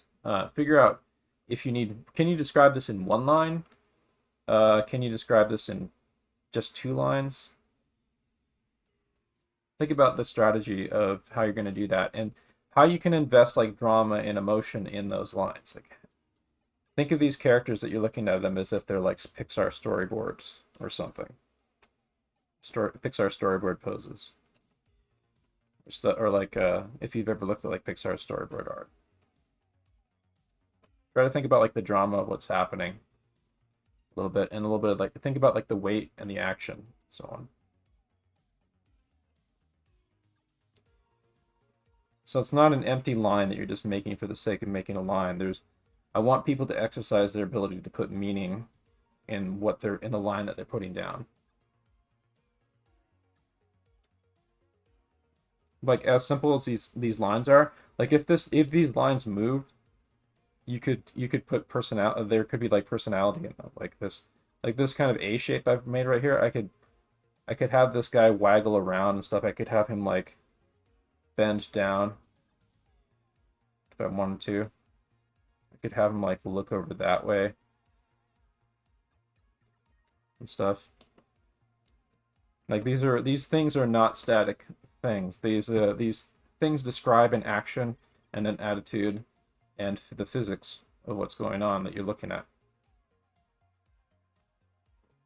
You could potentially like animate. You could potentially animate like one of these lines of actions as like a kind of a really abstract character.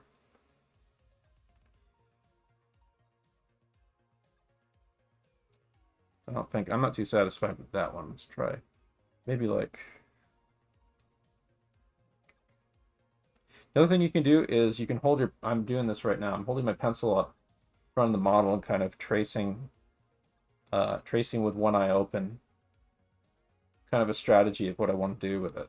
So I'm thinking like, there, like that. And then the back leg, maybe something like, wait, no, that doesn't work. Yeah, I didn't have enough time to really think about that character, but oh well. I wasn't too happy with it. Sometimes you swing and you miss. And then there's this guy here. So I got that, but there's like this, oh, that's not the simplest line of action, but I did want to start with that because that's like the main thrust to me. This is like guy being thrown out the window.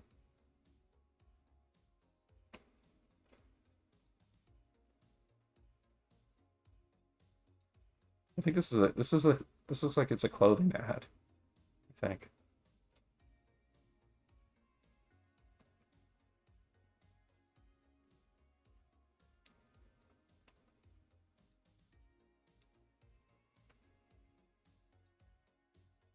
I'm gonna curl that up there a little bit.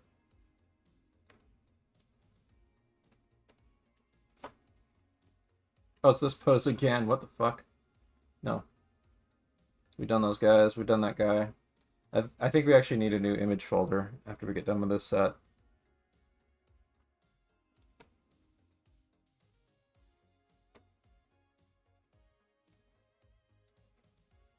It's starting to loop into stuff we've done before.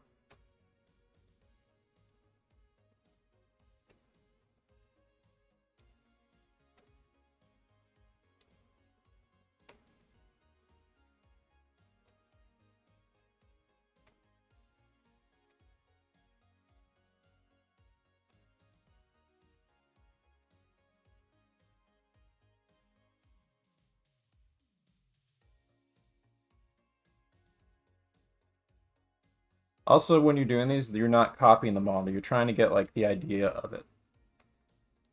So the pose doesn't have to be perfect to what's happening. You're trying to get like an idea of what's going on there. You're trying to turn it into a symbol. And the symbol should have like a good feeling to it. Like this lady here.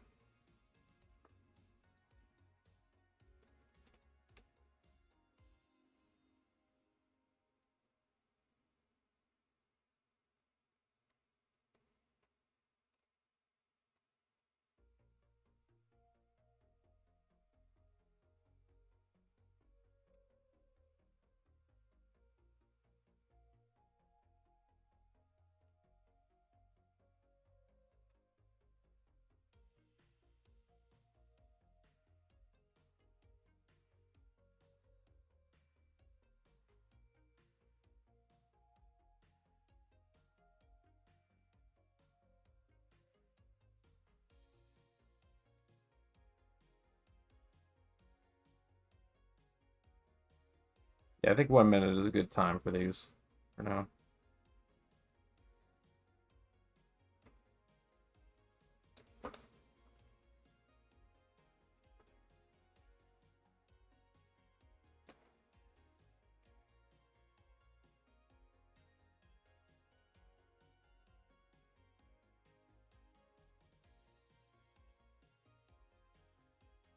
These are also really fun to do. Once you start getting fluent with them, it's like you're creating little abstract art sculpture pieces out of like wires and 3D. So like initially when you do these, you're going to be thinking about them in terms of two-dimensionality, just because you've not really wrapped your head around 3D. But these, believe it or not, these are 3D objects. As you draw them, you want to think about them three-dimensionally. Well, you want to think about them three-dimensionally and fourth-dimensionally. That's something that I've said before in these classes. When you're drawing, anytime you're drawing an action or a gesture, you want to think about like the before and after of the pose. Like, what's this person doing? Would they be doing next? What were they doing before? What could they do? You can think about like multiple possibilities and multiple timelines of what other things that the character could do. That's thinking, for lack of a better term, fifth dimensionally. But thinking three-dimensionally means that when you are drawing the lines, you are thinking about how is this line, even though you don't necessarily draw indicators for it, in the back of your head, you're thinking, how is this line that I'm drawing right here, like going back in space or back in space or towards us in space.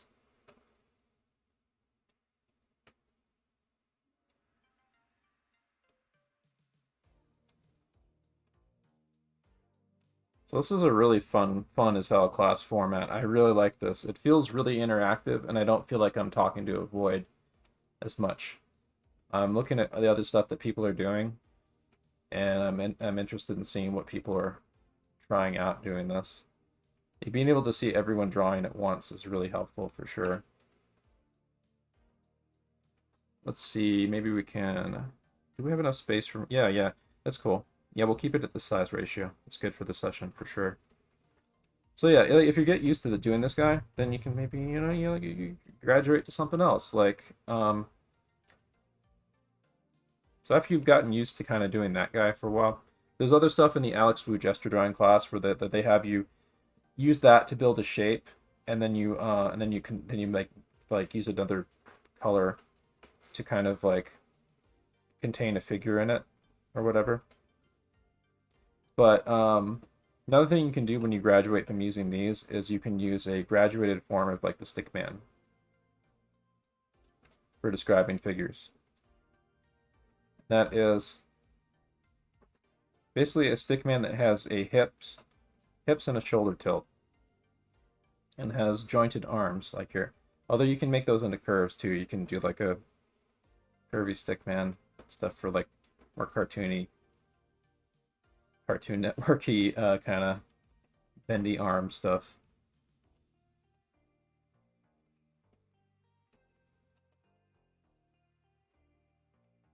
In fact, maybe we can use the stickman for our next drawing set. We'll maybe like do a set of twos using this guy.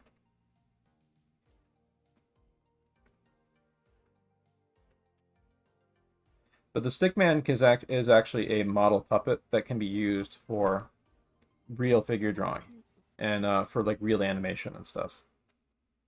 It's not too hard to like extrapolate on what the information that goes on in these figures to like just start building into it. Like, here we go, rib cage. Here we go, pelvis. Here we go, neck, collarbone, shoulders, shoulder joints there. Get a little bit of the abstract indication of the deltoid. Get like an abstract line going to the pit of the crotch. Abstract lines going from the neck to the sides of the hips.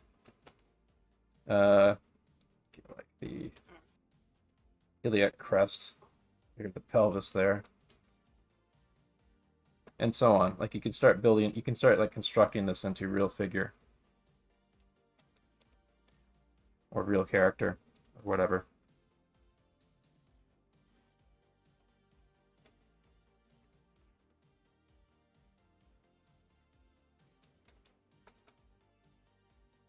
You can practice like basics of like figure drawing stuff. There's some shortcomings to this guy.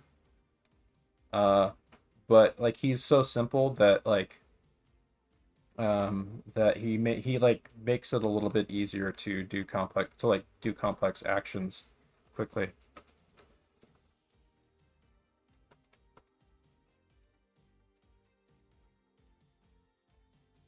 So he becomes very handy. Like there's a lot of professional animators that actually use him a lot for their stuff. There's different like versions of like a shorthand figure kind of like that. But yeah, if you want to graduate from doing these guys stuff, you can graduate to doing a stickman. And one of the ways you can do that is in order to transition into it, you just start adding little heads to your figures like this. Make sure you show like this kind of like, you want to show like this kind of like cross shape on it to show what direction the eye line and the face is facing. Like a good shape to use is like this. Then you can like use like ellipses going over each other like that to kind of show what direction the head is tilted and stuff. I would also suggest like putting a circle on the side, like making this kind of crash test dummy sort of thing on like the side plane of the skull. So that's like this kind of thing here for the Andrew Loomis head.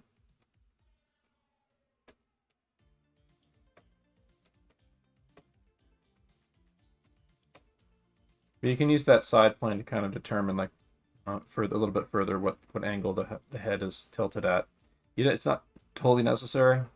Like you can do this and we know that's an up tilt. You can do like this and we know that's a down tilt, for example.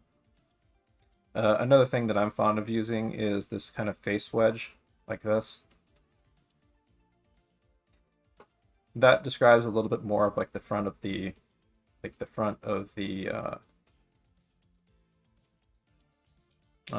face, like kind of the cheek and eye line area, the cheek and the brow area, and it gives me a little bit more to kind of build off of, like this kind of.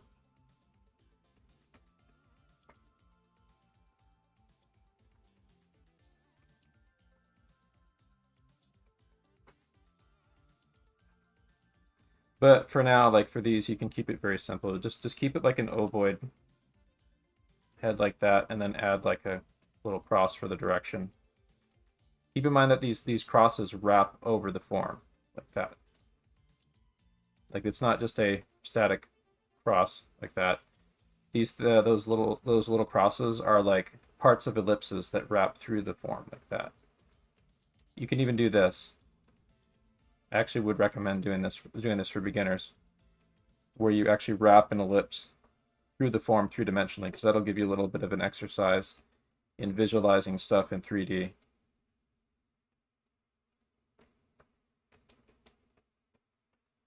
And I want to open people's third eye to seeing things in 3D, or thinking three-dimensionally when they're drawing.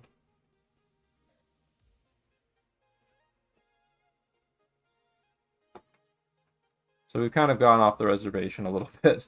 I think the drawing set ended. Okay, Google, how much time left on timer? You've got 2 minutes and 43 seconds Okay, to go. good. Then my monologuing was not for naught. So I've done this exercise before, but I'm kind of like trying to show people some other stuff about where we're going to be going with this and other things next. We might get a smattering of some of what I was talking about for the next set. I'm thinking we could either continue doing this, or we could try using this puppet right here that I was showing off. So there's different versions of that dude. The one so there's like there's the stick man, like this.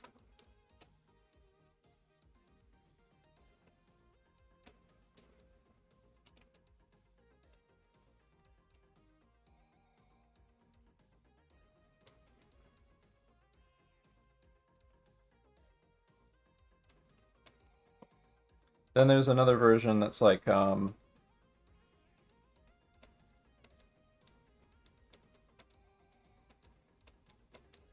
a little bit more volume to the body. Like the body becomes kind of this sort of, it has like it has like sides to it, stuff, and a little bit more dimensionality to it. But it's the same kind of thing. Like you handle the limbs the same way. This one, I forget what other people call it, but I like to call it the Glenn Vilppu. The Glenn Vilppu body, because this is pretty close to how Glenn Vilppu does his figure drawing. Then there's like another one here that's like, oh no, yeah, this one's the Glenn Vilppu one. This one's also the Disney one. This is the Disney model for doing figurative animation, right here. This guy right here. And this is actually the way that Glenn Vilppu teaches his figure drawing, his gesture drawing basics. Like he uses a model similar to this. There's like lots of different versions. There's like a box form one where you build the character out of 3D boxes and a bunch of other stuff. Tonika Pantoja has a really good video on some of the different versions of shorthand figures. For our purposes today, though, I'm gonna say mainly stick with Stickman. Oh, I missed one. One of them was the skeleton. The rough skeleton, which is basically like it's like the stickman, but you have like this kind of thing, like a simple.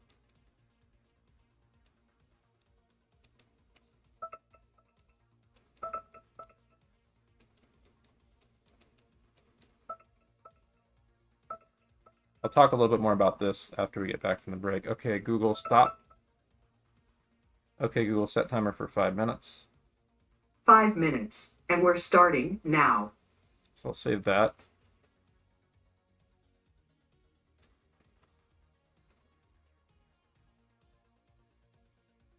Looks like they fixed that issue that I was having previously in here. Like I've not had any like, gaps of being able to draw. So so there is an anatomical skeleton version of that. It's simplified, of course. Let me pause that guy here. So it's basically the stick man. You start like a stick man with like a line of action and like 2 lines, one for the tilt of the shoulders, one for the tilt of the hips. If you go a little bit long, you can either leave that there, or because it's just like a line of action, or you can erase that. It's fine. But then you can like use simple lines like a long straight for a locked leg, bend like that for a bent knee, or something like that.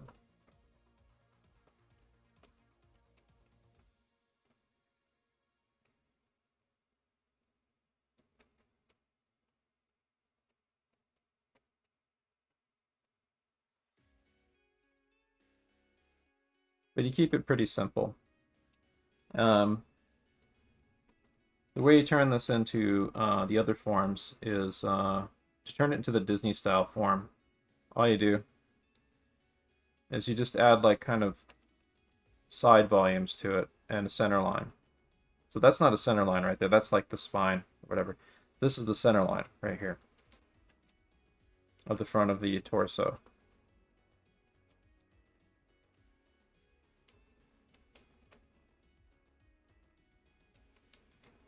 So now this torso has like kind of a volume to it.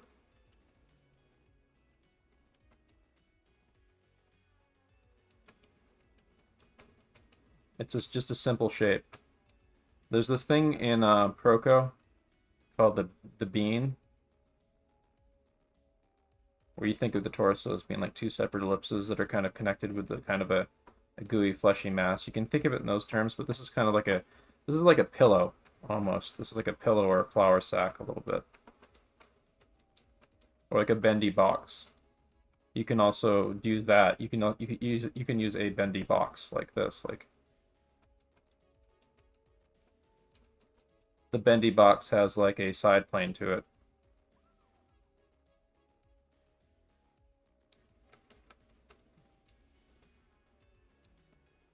So anyway, as far as turning something like this into a skeleton goes, first up, Google Dictionary the term skeletonize. It's an idiotic joke, but whatever. So we'll get onto this layer. Maybe duplicate this image here.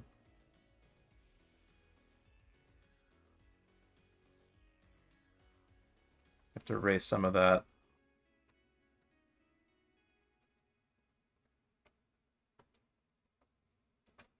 Metastasize and skeletonize. All right, so the way you can turn this into a skeleton, well, you need a rib cage, and you mainly just need like a rib cage and a pelvis. So let's see. Usually the rib cage is like kind of an egg shape that goes up like a little bit above the neckline. And the pelvis can be handled as either like a box form or an ovoid form or a dish, a 3D dish. And the box form can be handled as like kind of a loose brick, like a brick shape, sort of. You generally want to add like a center line to it, so you know what angle you're looking at it from. So, so in this case, I'm going to use a box for the pelvis here. So I'm tilting the box forward because that's kind of how like skeleton anatomy works a little bit. Oh, no, actually, we're not going to do that. Here's what I wanted to do. Let me do this over real quick, because this is a much simpler approach to this. So I'm going to do like a front facing view. We're going to go a little bit over. Okay, Google, stop. We're going to go a little bit over time so I can show you a very plain, straightforward model to use. So, all right, everyone, clear your drawing sheets. Draw along with me, class. Clear your drawing sheets. I'm going to have you all draw the skeleton figure puppet model right now with me. Create new layers. Save your layers before you save your images as PNGs, so you can upload them and share them later. Before you create a blank drawing space, but everyone, please do that and create blank drawing spaces. And I'll give you guys a minute to get that straightened out. I forgot to hide my layer on the first thing, didn't I? Oh.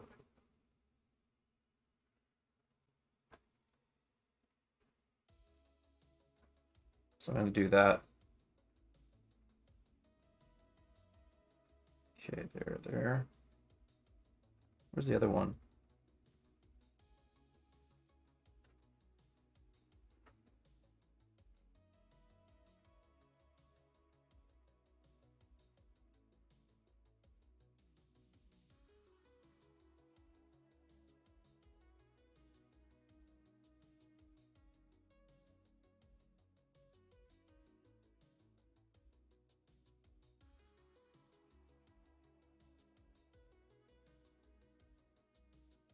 Wait, I can't. Oh.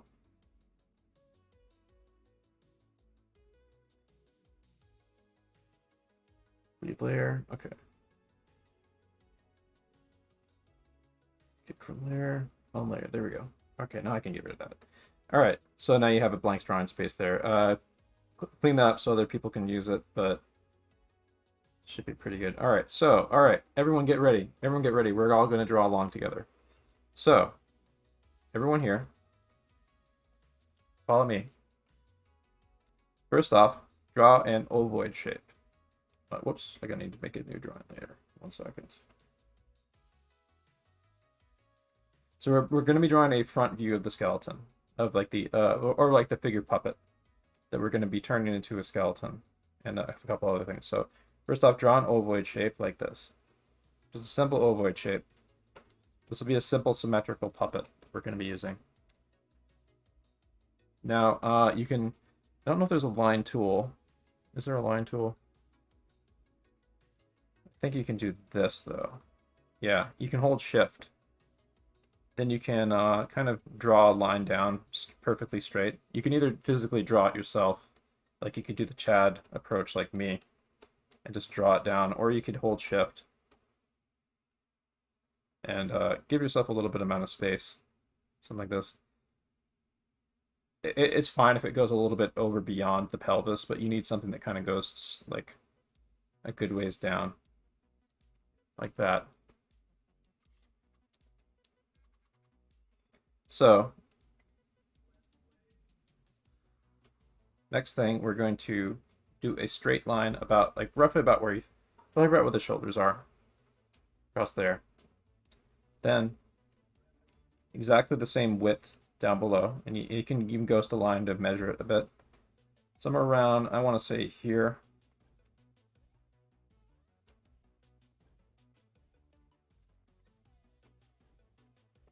That's like the hip line. So,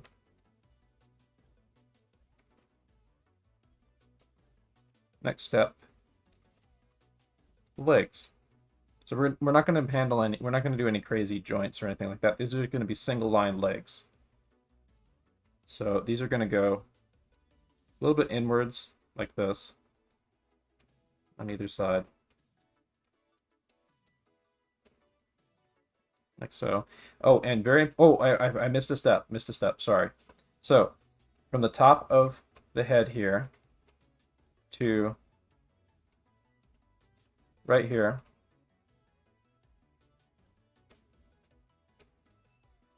Measure Would that. it be possible to get you to have your screen a little bigger so we can see what you're doing? Because it's a little hard to see it right now with everybody else's screen. Yeah, it is, isn't it? Yeah. Here, I think I've got it. Yeah, here we go. That'll work. Awesome, thanks. Yes. So measure this. So make sure that this is equidistant to another measurement unit down here. This gets copied over here. Just about. You can just eyeball it, measure it with your fingers on your drawing space or something like that. Your thumb and your forefinger your thumb and your forefinger is a essential measuring tool as an artist. There's a bunch of other things that I'll go over in the future, like ghosting the line.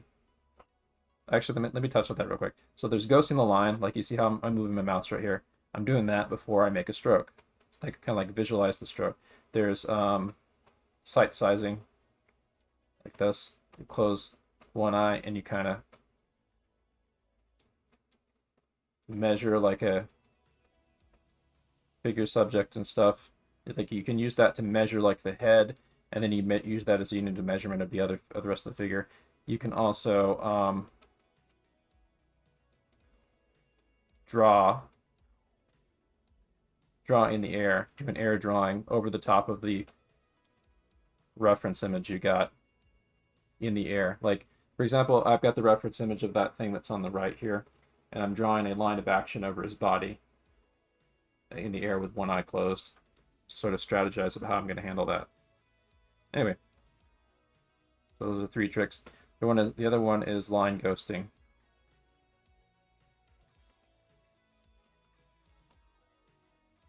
So 1, 2, 3 little tricks there. All right, so getting back to the skeleton, now that hopefully everyone's caught up with good ways. So literally just for the feet, nothing fancy, just add little things like that. And then for the arms, so similar sort of thing as what I did with the proportions of this part of the body versus the proportions from the crotch to the feet. You do that for this space in here. So you cut that in half. And then about, actually no, you don't do that. Yeah, but you cut that in half. This works. This will be fine. And roughly about there is where the joint for your elbow is. So that means that if you're doing the arm, it'll swing out like this. It's like a range of motion that's like this kind of, think about like a Leonardo da Vinci range of motion thing. And this is like a really, really simple, when you get into shoulder stuff later, there's going to be crazy stuff where like the shoulder kind of raises and stuff with the clavicle and other things like that. But we don't worry about this for this puppet, that for this puppet. This is a very, very simple abstraction. But in order to find that length of the upper arm, it's generally like a guesstimate like that. And similar sort of thing, you take a measurement of this, duplicate it, and you find roughly about the same length for the forearm. Then you just add a little indication of a hand down there onto the end of that. And let's do another arm over here. This arm's going to be a little bit more slack. This is going to be a little bit more against the body. Right here.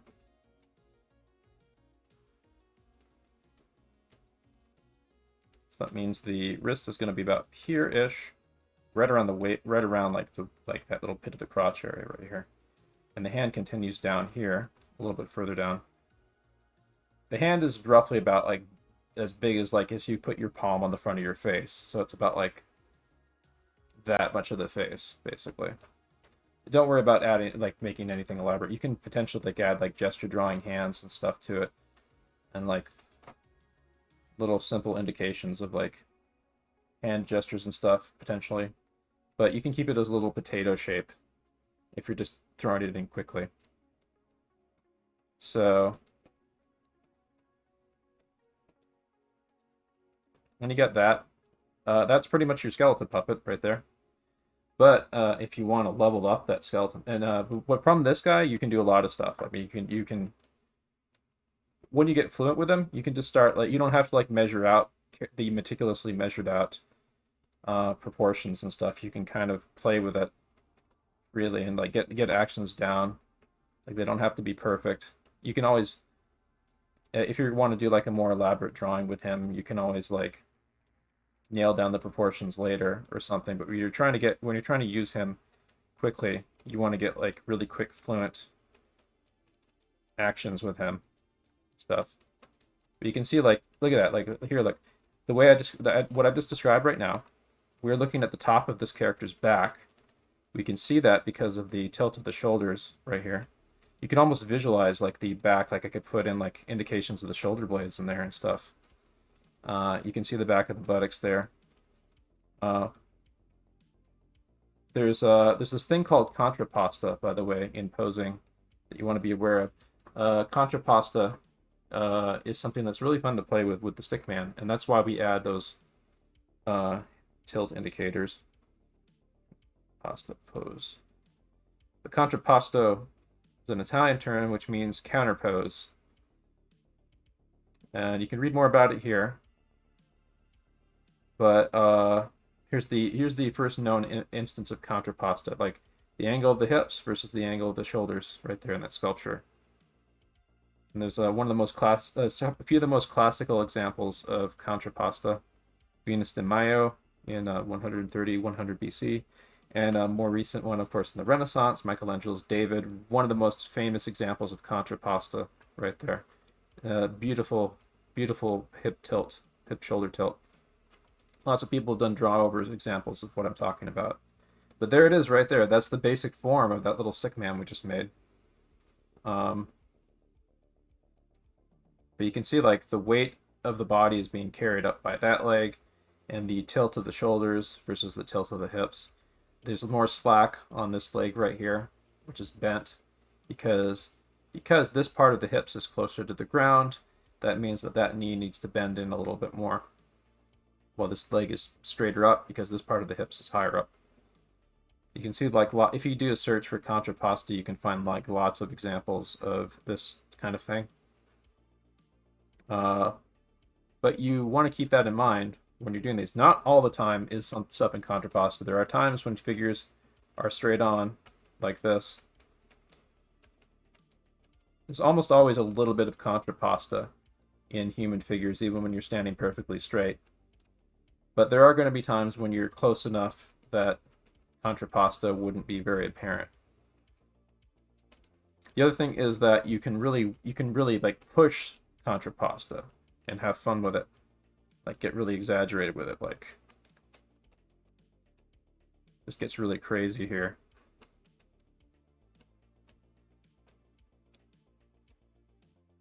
You can create some really dynamic figures using like the skeleton puppet.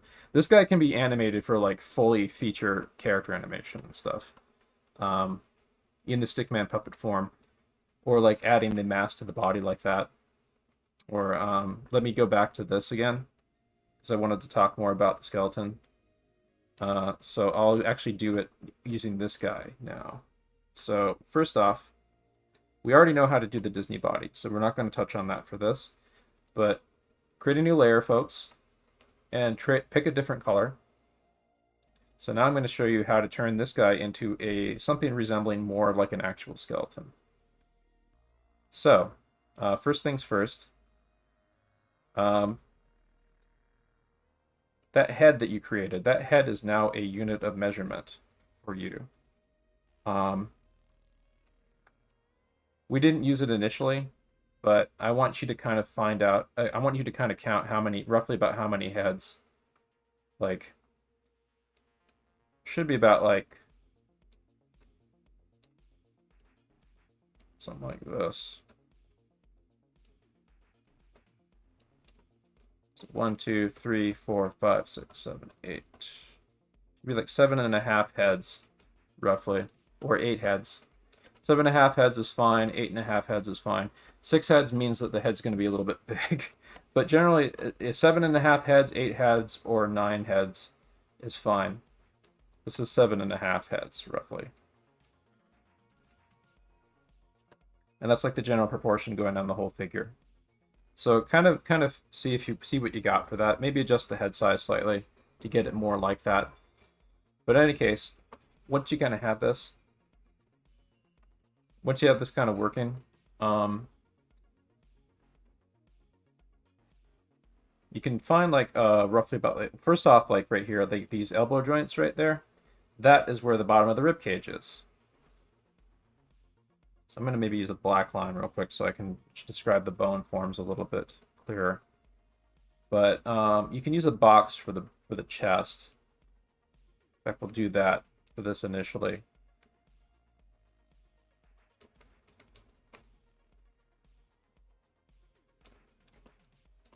But very important, these are some anatomical landmarks. Well, no, actually, let me hold off on that real quick. So we'll do the pelvis first. So roughly about like a little bit higher. See like this head that's cut in half right around the crotch? Roughly about a little bit higher than that. This is like 3/4 head, roughly, I would say. Roughly about like a 3/4 up is where the pelvis is. From the pit of the crotch. And so, check this out, folks. You see those right there? So the way that the hips work, like here's a simple form of like the dish of the pelvis. Normally, like, you have these bones that stick out from the sides of the pelvis, and then like your thigh bones kind of come out from that. And this is like a really kind of complex shape to wrap your head around. Like here it is from side view stuff. Like it goes into different positions and it shifts around a little bit from that joint socket. The socket point is like right here against the hips. But you see this right here? This is an abstraction of that. Instead of drawing like this, instead of like drawing that for the joint, this abstraction here with these corners of the pelvis right there, you can use that for your legs. And on that note, so the thigh is going to be the same length as roughly the pit of the crotch to the top of the torso. So about here would be your knee.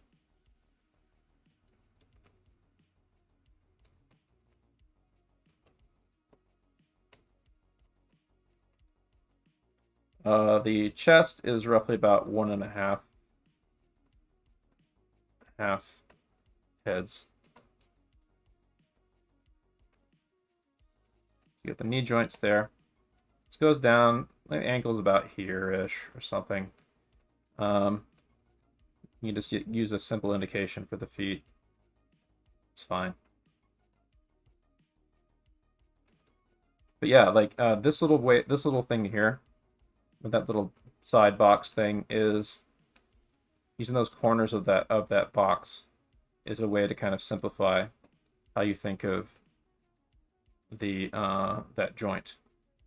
You can do the same thing here on a 3D box. You just use like that corner.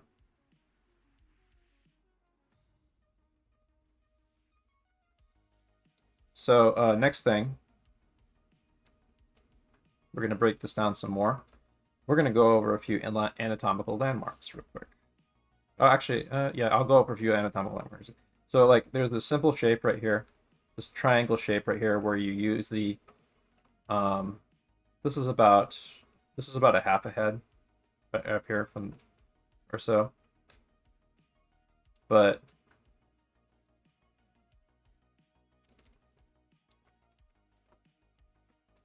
corners of the rib cage, you get this 1, 2, 3 triangulation with the bottom of the sternum. Then there's another anatomical landmark here. I'll color code these real quick in pink. These are the anatomical landmarks to pay attention to. Yellow might work better here. 2, 3, 4, 5, 6. these little tops of the shoulders right here, that little joint at the very top of your shoulder where you tap the top of your shoulder and you raise your shoulder up and down, that little divot and that little bump there. That's what those little things are. Corners of the pelvis, joints of the leg, pit of the crotch. You get another triangle shape here.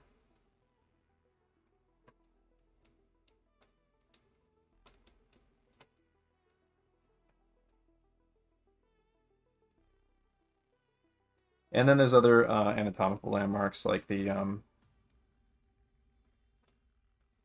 since we are simplifying the skeleton right now, the normally the arm joint would go like somewhere down here or something, but we're keeping the arms simple for now. They're just fused to the top of the box there. But yeah, they get the knees and those, and the ankles, elbow joints, and the wrists.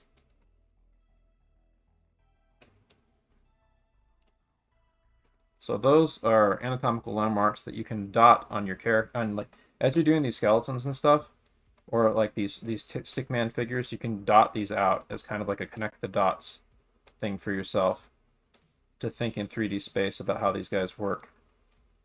There's other stuff too, like you can use this kind of, if you're using like a 3D ellipse shape for the rib cage like that. You use this little kind of peace sign on the front to like abstract how the bottom of the rib cage opens up.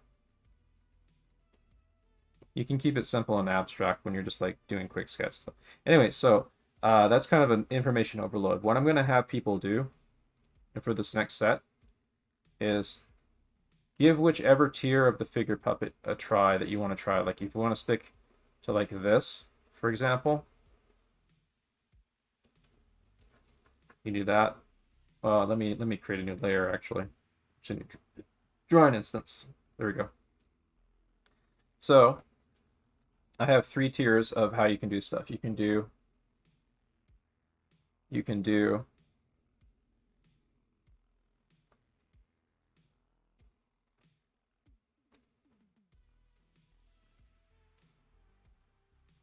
the stick man.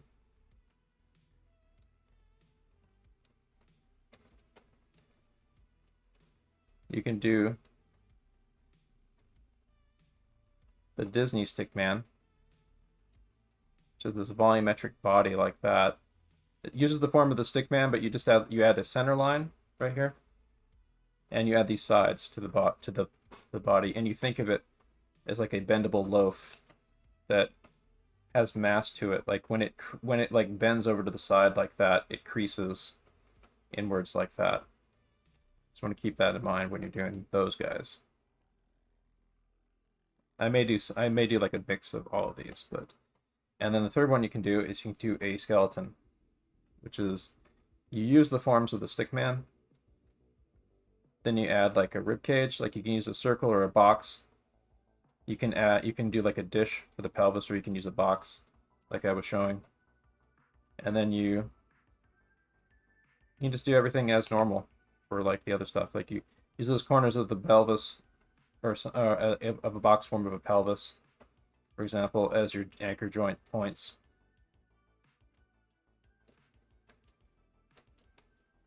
So literally you can just start with a stick man, and then you can branch into either one of these two, or maybe use both of them.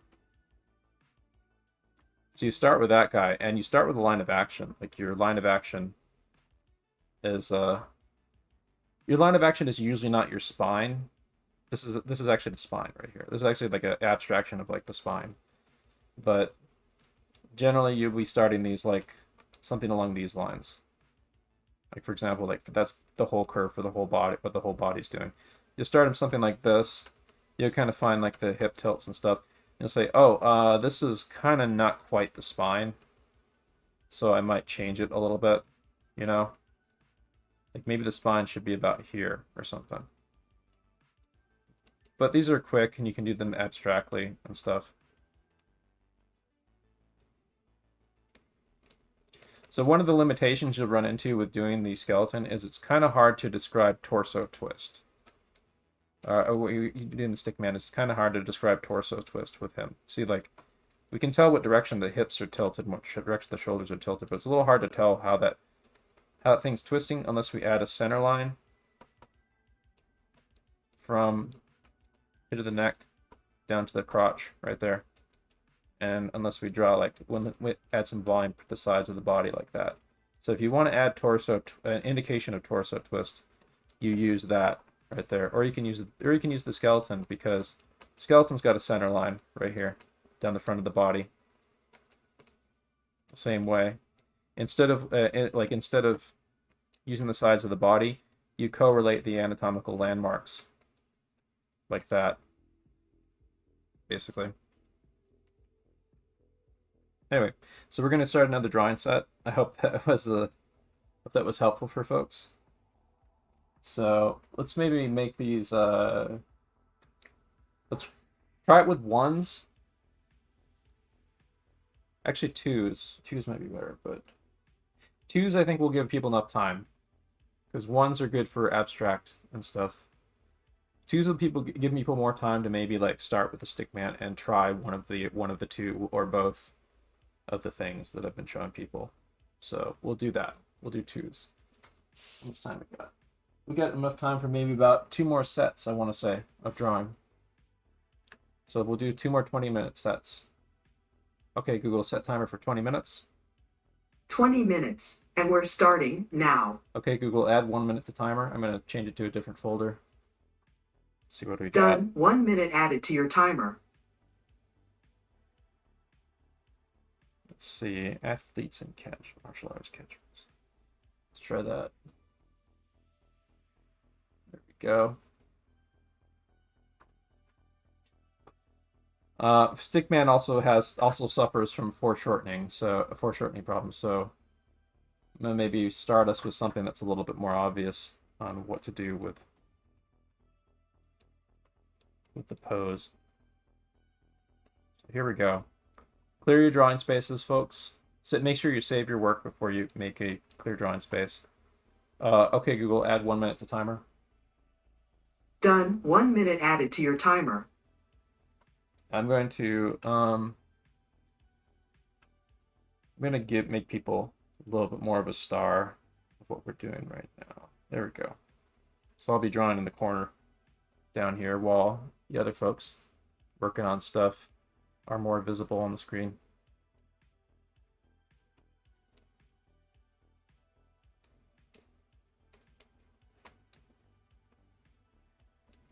So for this guy, I'm starting with like a big clean line of action. Like I'm still using like the cuneiform stuff, but now I'm adding like these little tilts to it.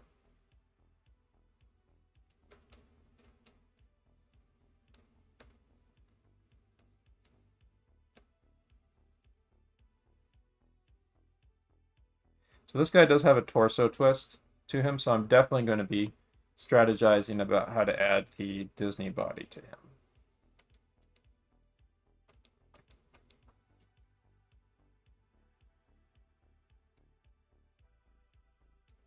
But first, I want to get like the abstract shape of what he's doing with his arms. Get that golf club in there a little bit.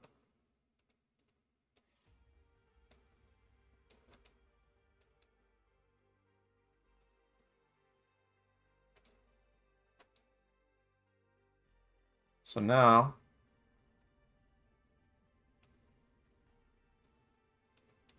not enough time for me to finish that, but I'm going to add a little indication of the torso. And I'm going to add a center line to the back a little bit.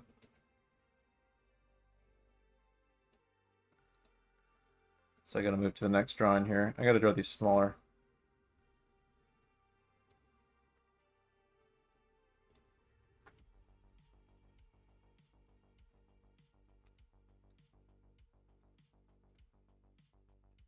So for these figures, you could potentially draw both.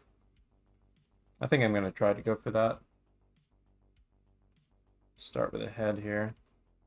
Sometimes you want to start with a head. Sometimes you want to start with your line of action. So whatever you can find to hook into what you're doing. So let's see here.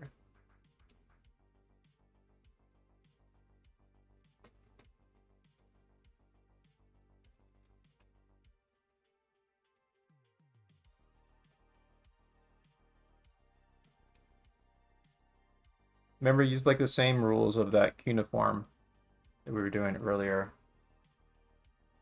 CSI, look for straights, curves, and straight C curves and S curves. C curves are these, like these. S curves are like this. Straights, of course, are like that. CSI.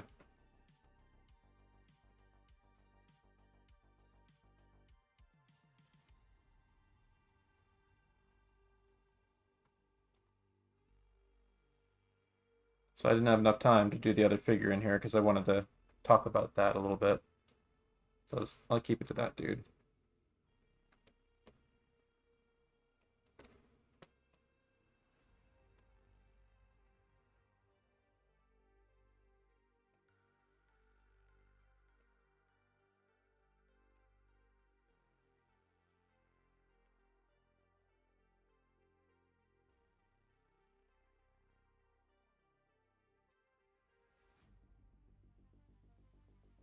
Alright, so for this guy,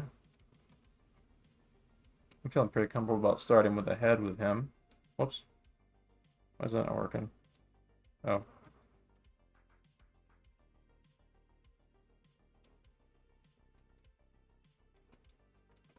So I'm using that little wedge shape that I like using.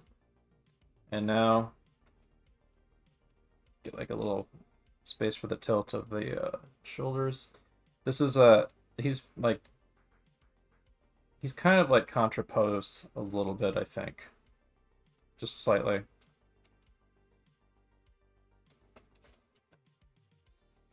But anyway, his general line of action kind of goes like this. Out through his legs down there. So I'm going to use like maybe the corners of these and then put those potato feet on there for the simplified skeleton.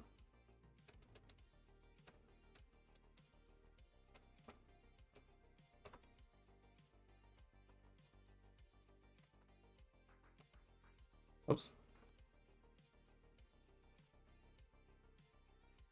I can push those shoulders up a bit. You can bend the skeleton a little bit if you like, by the way. Like this should be a modular puppet. Like you should be able to make it bend to meet certain things you want to accomplish with it.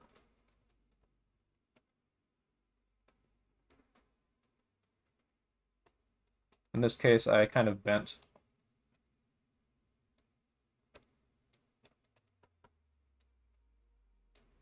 Like generally the hips, most of the time the hips you're not really going to bend on these skeleton puppets, but you can bend the upper shoulders because that imitates like the complex form of the clavicle, which is this little bone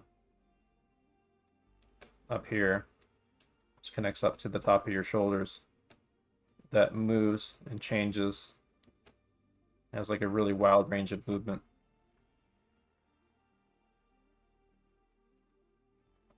So this lady right here,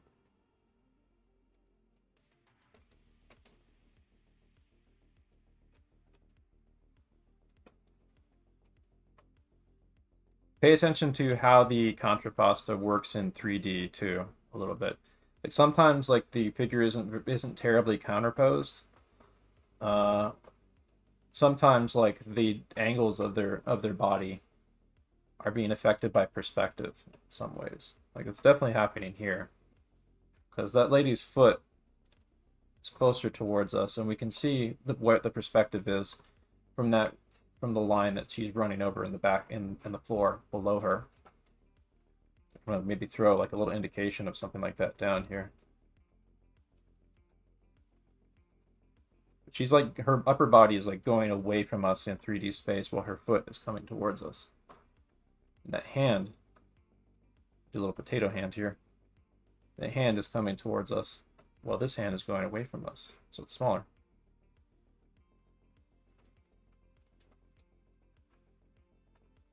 But you can see like the tilt of her shoulders and the tilt of her hips are kind of being affected by perspective a little bit.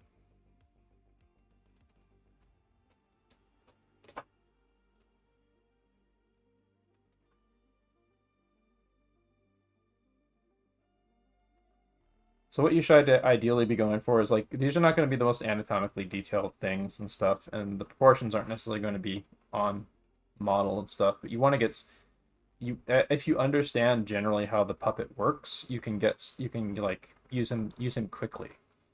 Like, of course you're not going to get like perfectly proportioned skeleton poses every time to the figures that I told you, but now that you know that like, oh, the legs are equidistant from the top of the head to the pit of the skeleton's crotch, I can kind of visualize, oh, the legs are looking a little long here or something like that. You can slightly adjust it, but you don't have to be like super meticulous about it. Like it's stuff that should come out of you just having in the back of your head while you're doing these. Like the point of these is to get like the action down. Like the action, if you successfully got the action down or a good feeling for the action down, then it doesn't matter if it's a little bit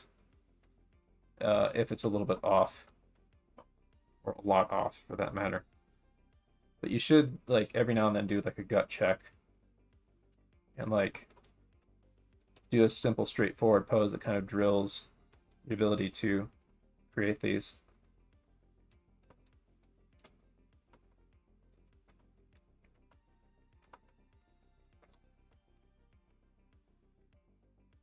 Yeah, someone mentioned in the drawing app that they're going back to paper. That's cool.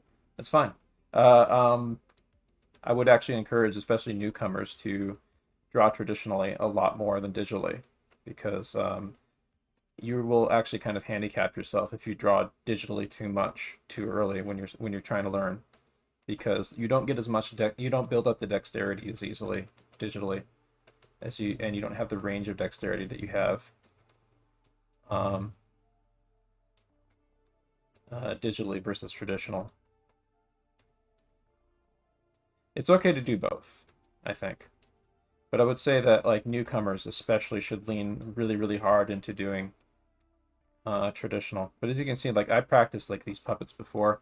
When you start getting fluent with them, you can start inventing poses. Like if you feel like it, you feel free to like play with the puppet in addition to doing observation poses here. Like I'm just kind of playing with the puppet right now. I tend to favor using the Disney puppet because I can quickly describe like the mass and the twist of the torso and stuff like that. And not only that, like the Disney puppet, like drawing those side planes helps me correlate the hips to the shoulders an awful lot, usually.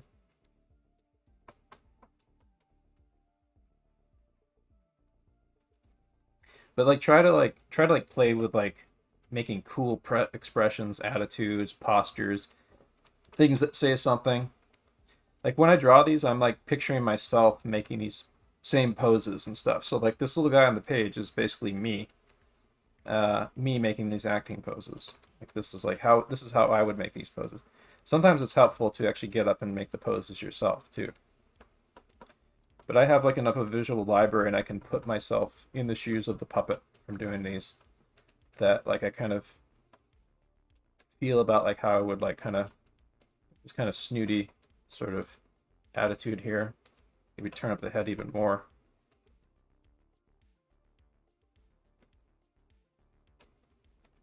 Nose sticking up there.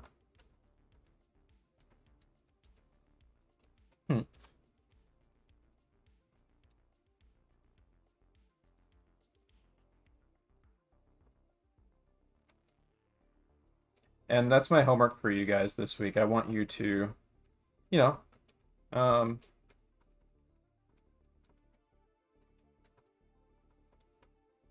keep like practicing whatever you need to do at your current level.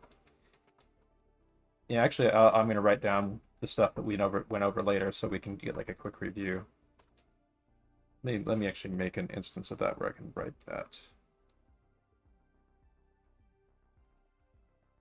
Okay, so the takeaways from tonight are: 1, gather lots of reference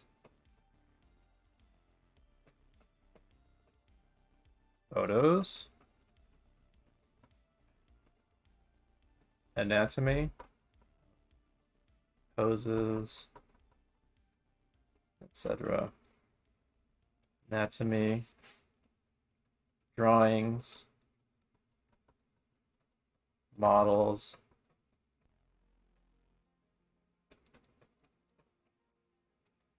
to how to draw manuals,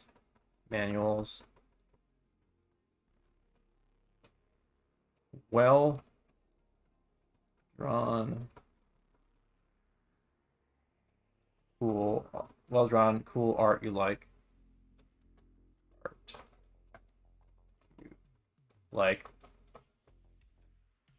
I also recommend, I'm going to insert there, old masters and classical illustration.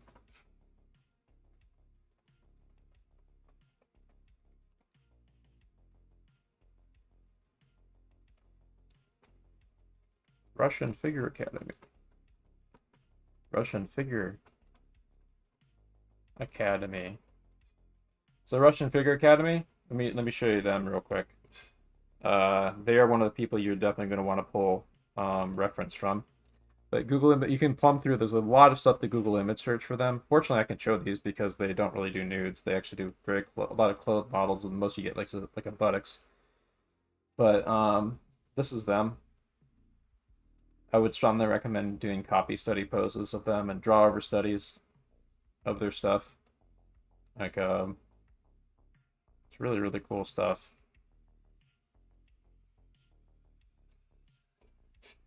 Sorry, what's the difference between a copy study and a draw over study?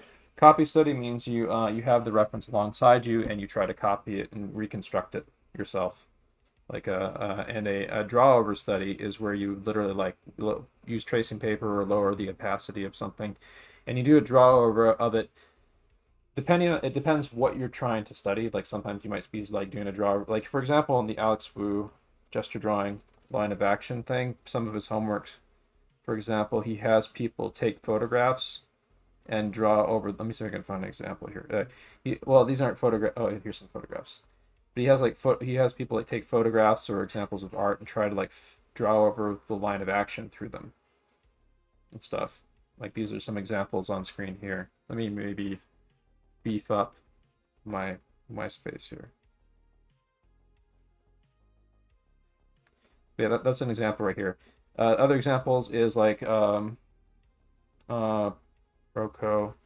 anatomy, draw over.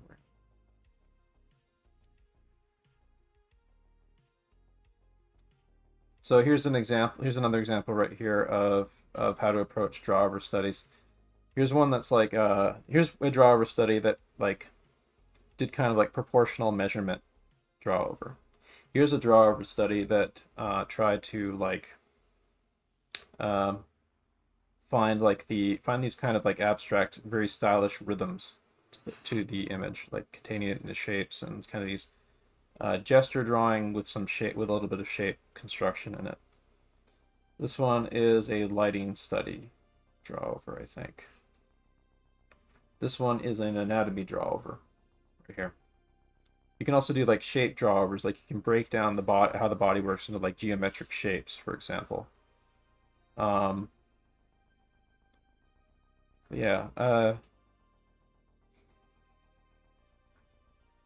So I'm gonna go over here to use that reference a lot. Always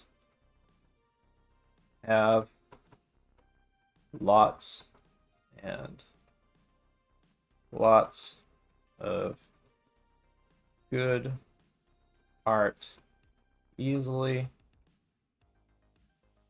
handy to look at whenever you draw.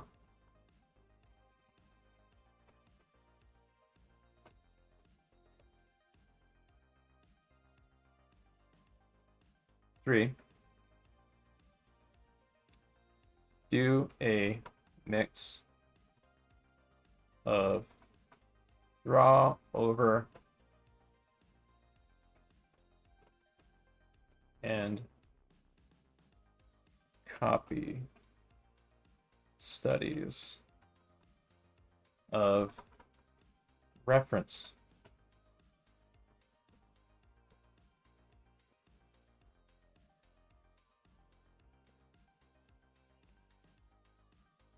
Have fun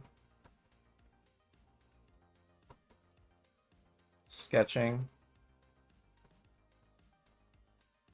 and vibing with lots of good reference open. So what I mean by that is what I was talking about earlier. Like, I'll have like a Pinterest board right here where I'm like scrolling down, up and down this right here, or I might have like a pure ref folder or like an image folder or some other things like that. Pinterest is pretty good for that too. But I'd have that, and let me see. Do I have Clip Studio open? Yeah, I do. Okay, good. Let's see.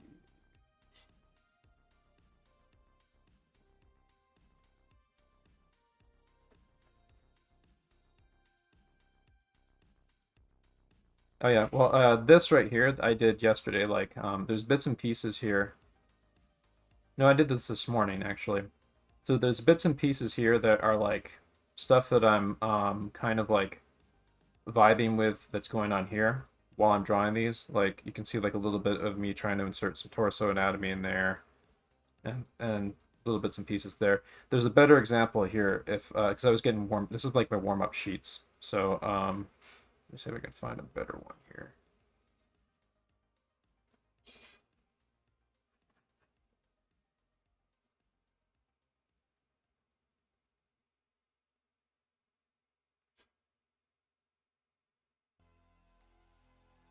This is from yesterday. This is where I was using Miles's thing here. But you can see like I'm doing like I'm going through here. They're like some of these are copy studies. Some of these are like construction based on like stuff that I'm seeing over here. Like this was an invented construction of a skeleton, for example. Loosely based on like some of the stuff I was seeing here. Same thing here. This was an invented figure based on like stuff that I was seeing when I was going through here, and I was kind of constructing my own thing. Some of these are copy studies, like that's kind of a copy study right there of a Proco arm. I think that is too. I think this is a George Bridgman arm right there.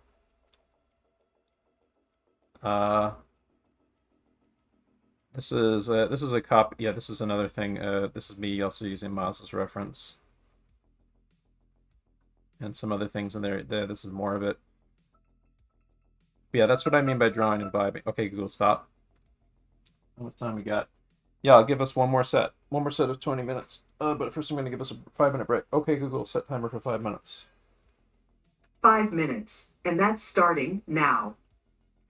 So I want you guys to get in the practice of... Oh, here's some more of it right here. This is me looking at that reference on Miles's sheet right here. Doing a little like quick gestural torso studies. But yeah, I want you to get you guys in the practice of sketching and vibing.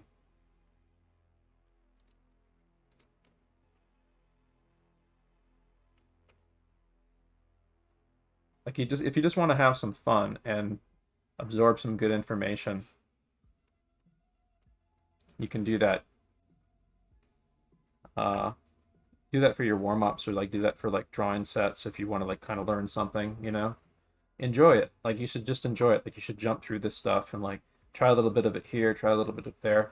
Then maybe like if you find, there's something I really want to focus on and get right, then you can zero in on that and concentrate on that, you know?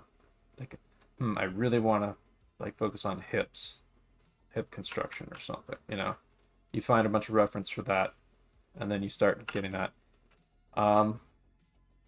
With lots of good reference open.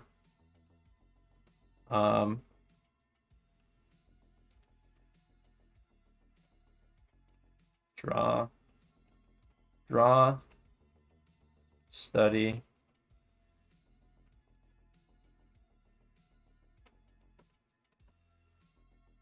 and have fun. And my other homework is use the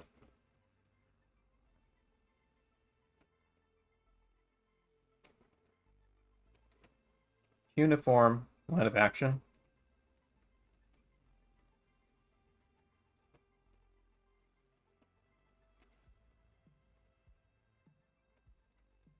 that I showed earlier. The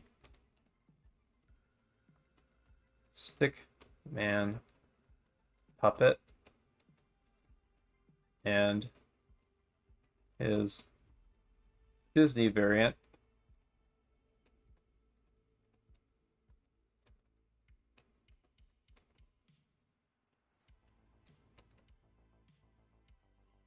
use the skeletal landmark puppet. That one's a little bit more advanced, so you don't have to do that one, but I would recommend giving it a dip into it. Like, the cool thing is like there's a lot of like material to go over that'll help self-drive your practice too. The other thing I'm going to get people turned on to is 6. Check out lots of good drawing tutorials and vids. And I strongly recommend Proko.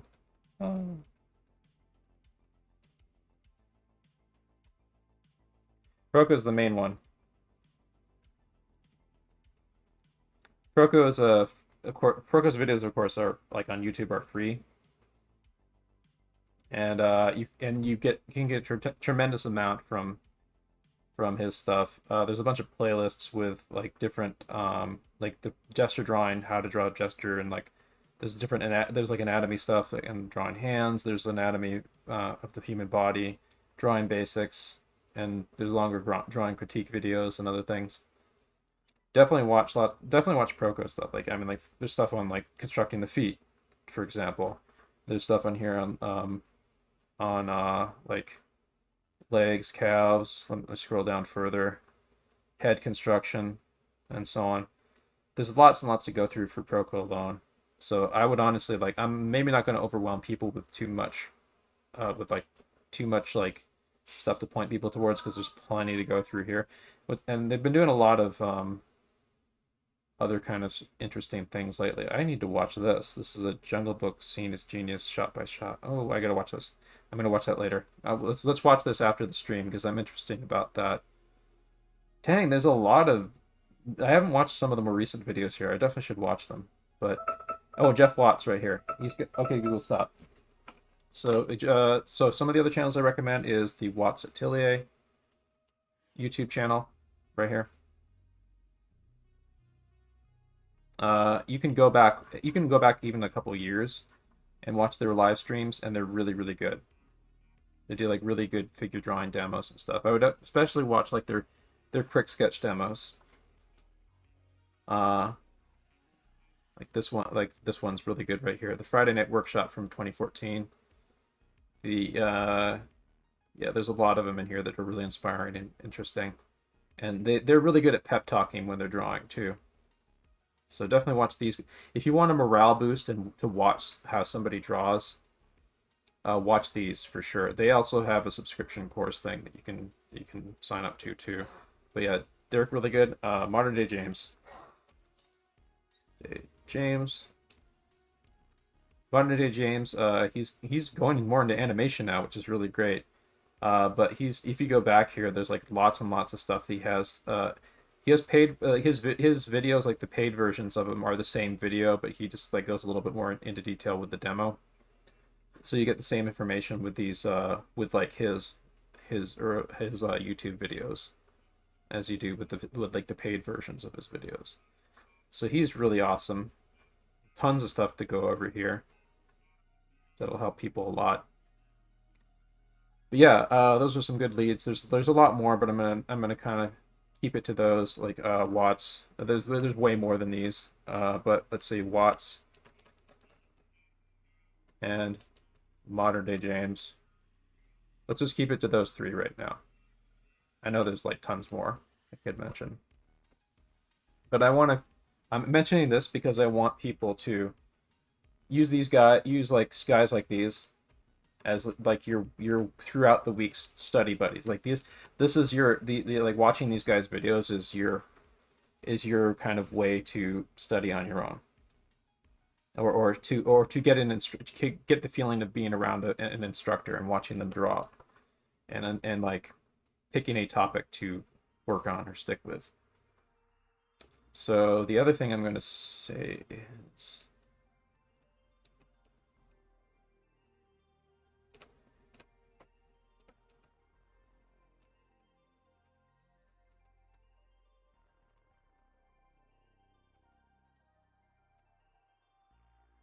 seven, have fun. We have fun here. We have fun. So I want people to have fun, but let's see here. Start. Strategizing. Thing. And brainstorming. Storming. And chasing.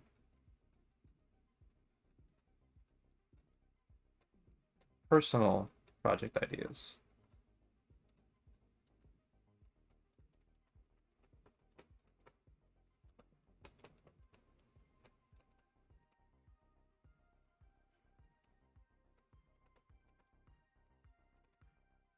And also, don't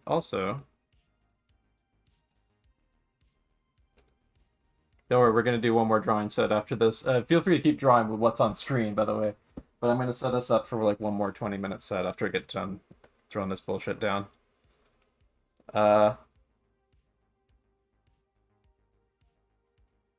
Personal project ideas. And also, try to design a personal project idea that uses something at your level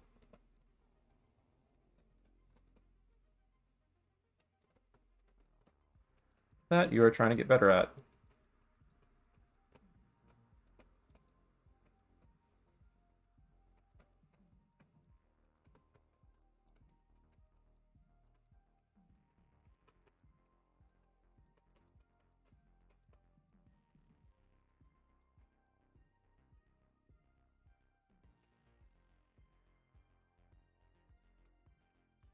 And personal projects can be something done in just an hour. Just an hour a day, a week, a month, etc. But start small.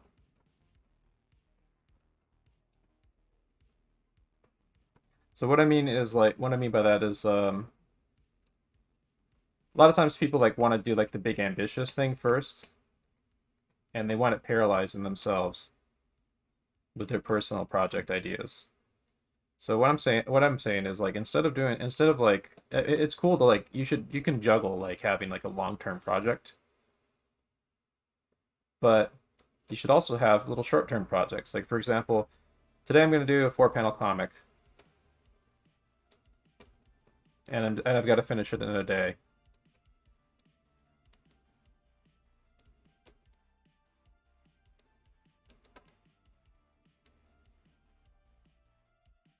Like that. But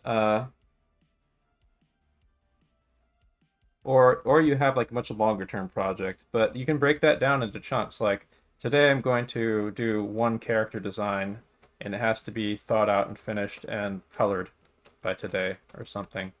But it is for that personal project. But start strategizing about that. You can also like do stuff at your current level. For example, oh, I want to get better at biceps. I'm going to design a character whose biceps are prominently featured in shirtless arm stuff or something. And that means I have to use muscle anatomy or redesign the muscle anatomy to be like simple cartoony or something. Or I'm working on box forms. I'm going to design a comic where I have to use vanishing point and perspective and stuff and orthographic perspective, but with little kind of anthropomorphic box characters that are following the rules of perspective, the vanishing point, whatever.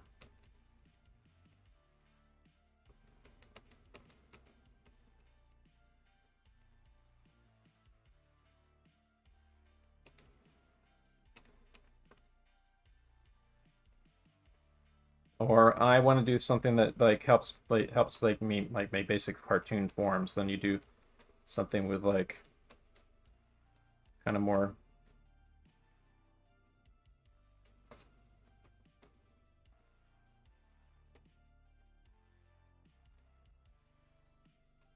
Disney-esque sort of thing.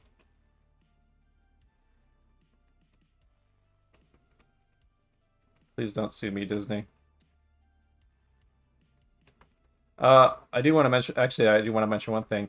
So you are with, if you wanted to make an original Oswald the Lucky Rabbit cartoon yourself, like an fully animated Oswald the Lucky Rabbit cartoon, you're in your rights to do so. He's a public domain character.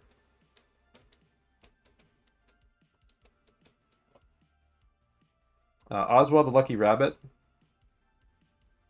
is the character that almost became Mickey, who was stolen from Walt Disney.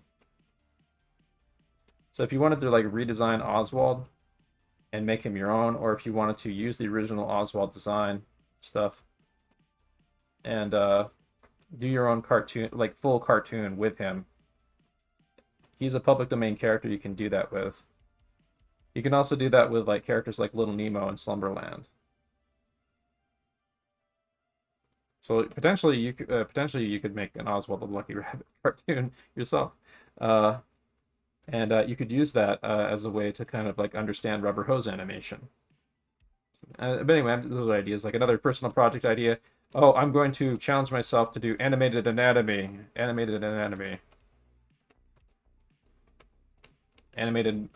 groups, and like I got to complete the animation of like a particular muscle group or bone group in a day.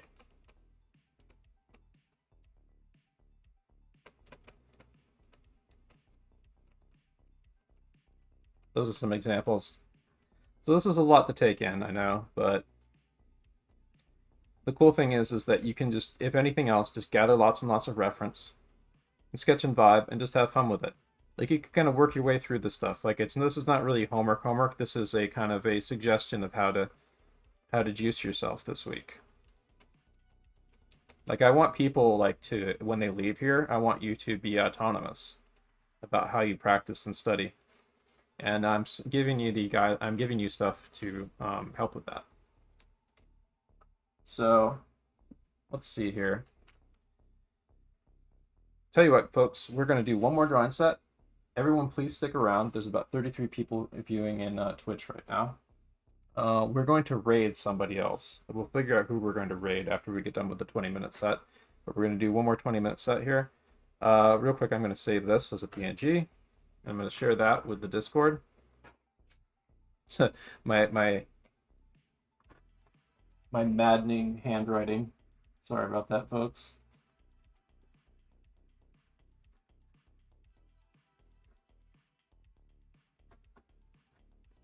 There we go.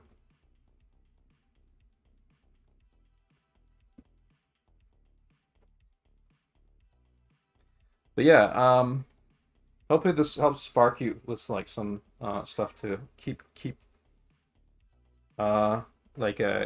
practicing throughout the week. Like I want people to just like spend hours and hours like digging into the stuff, studying. Like if you need to feed your head, like put on some Proco videos and either watch them for a little while. I do recommend like it's a good idea to draw along with them when they're doing stuff. But I would recommend like definitely for like watch the videos at least once way through. Watch them how they draw, especially the Watts videos because they you can like watch how they move their arm and they move their hand and stuff on the paper because they draw traditionally live, and so it's a good idea to do that, and then it's a good idea to watch them and watch how they draw and give it your full attention. And then after you kind of have like got a sense of like if you watch the video maybe once or twice or something, try like relentlessly copying the stuff. Like one of my friends, Miles, here's their Instagram where they've been posting. Miles is mostly self-taught. I don't think they've ever been in a drawing class in their life, but the way they got so good is they every time they ran into, well, first off, every single one of these drawings here, like this is when they were trying to learn bones better. So they made a silly drawing that they could post to Instagram and have it look neat. And they concentrated on doing skeleton anatomy and stuff. Like they kind of take that approach. Like almost everything that they've done built into it is like something they want to get better at. And the other thing is that every time that they run into a drawing problem, like if they have trouble doing a hand or a shoulder or something like that, they go out and they gather like tons of reference and stuff, or look at reference, like this huge reference folder that they've been using right here. This is what they've mainly been using to like look for like drawing problem solutions and stuff for all this stuff you see in here. This folder on the right.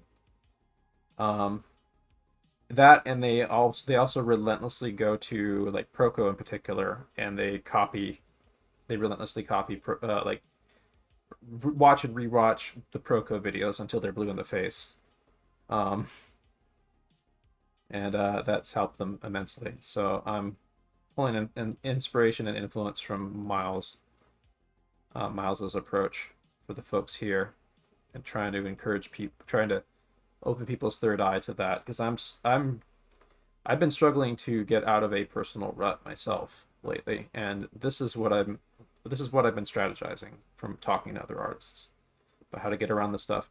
It's very important to gather lots of reference, have that reference around you, and have it handy so it's easy to use. It's right there. It's like you can just like glance over it, you can shift through it, have it accessible and easy and always there and always like inspiring you and being visible near you as you're drawing.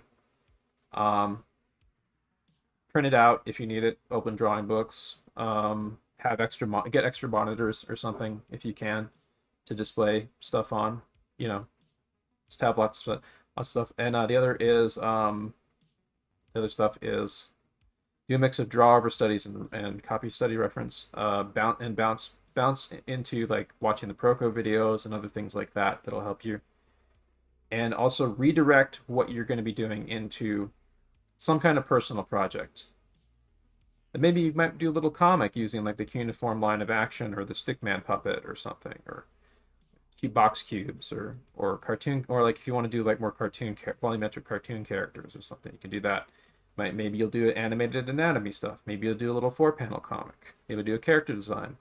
Start thinking of how you can like utilize this stuff into projects. sometimes, like when you're in the middle of sketching, you might be in the middle of sketching and you'll think of a personal project idea you'll start sketching for. You should start turning that into a little personal project, maybe something you can do in a day. Anyway, so I'm going to start us on our very last drawing set of the day.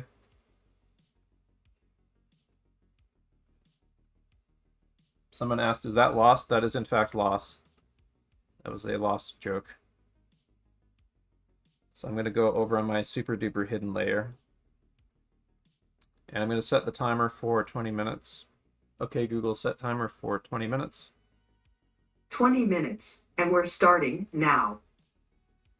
So we're going to use the same skeletal kind of puppet that we've been using for this last set. I'm going to make people who are drawing on screen the stars again. Is anyone drawing on this right here? Is there anyone on this layer?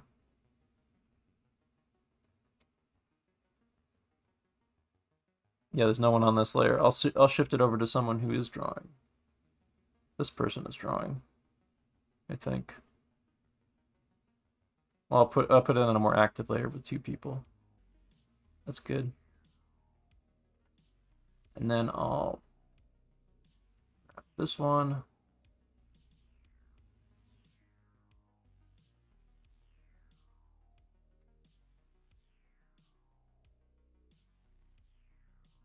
There we go. Is there anyone on this layer? There's no one on this layer.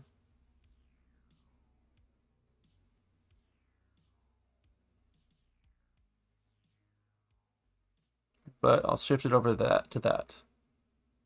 Pidgeon. Okay.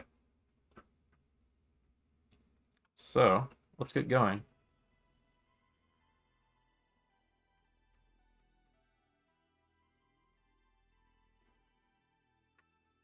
Oops, what am I doing here? I clicked something that I shouldn't have. I don't want to ban them. What the fuck? Sorry. There we go.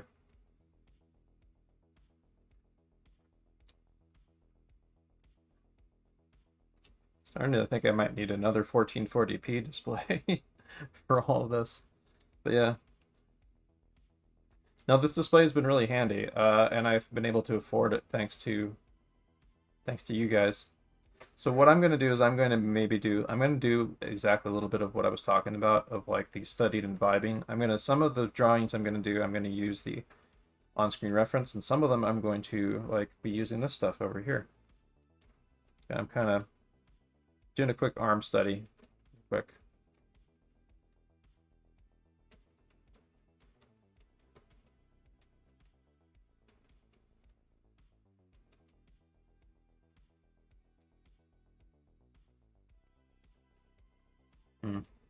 Let's see.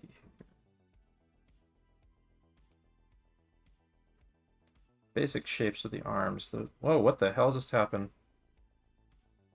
Okay, I ran into the bug again. I think there is some kind of a, I think there's a reason for why that happens.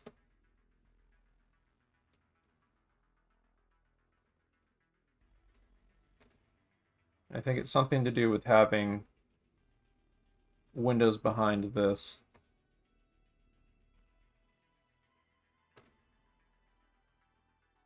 So maybe if I close out Clip Studio and close the other windows behind here and move this out of the way, that might, oh no, that was never the problem.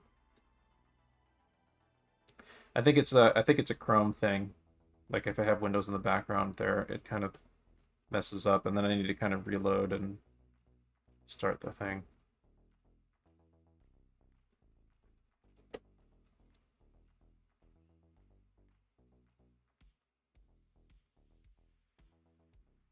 Yeah, there was like this little weird kind of text thing that popped up before it stopped working. There we go. Next time that happens, I'm going to try like seeing if I can tap the magnifying glass, because I think that might have something to do with it.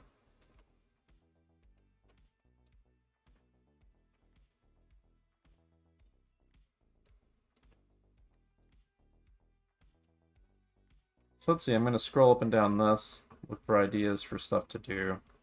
I'm kind of vibing with just like doing these figure puppets from Invention right now.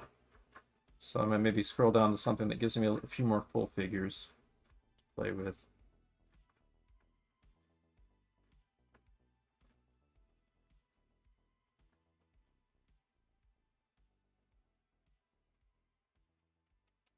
There's a few there. Full anatomical figures, but figures nevertheless.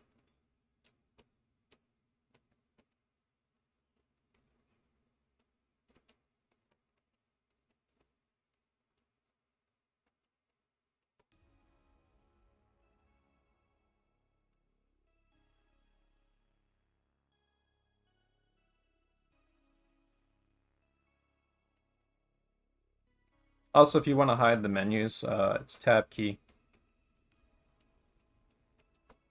Give you more drawing real estate, like I've got right now. Whoa. I keep running into a weird thing now with my Cintiq where like it suddenly like it draws like way away from my cursor. I want to find out why that is. Maybe I have to update the drivers or something. Might be like a driver bug that's going on. But as you can see, like I'm pretty adept at like thinking three-dimensionally with my gesture right now. Like I'm correlating these knees to each other. I'm thinking about like this kind of radical sort of curvy lines that are kind of like going over like the surface of like a figure and stuff. I could maybe make like some pretty stylized abstract figures that have like kind of fun design stuff going over them in the future when I get more adept at what I'm doing with this stuff.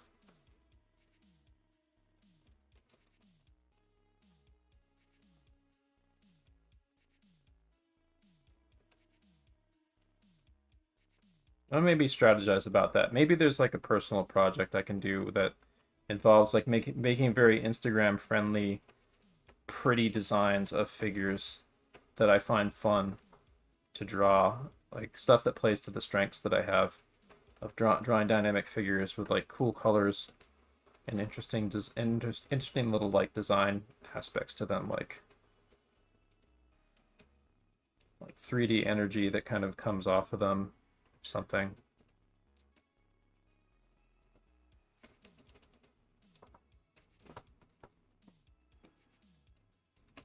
This kind of looks like a spellcaster here.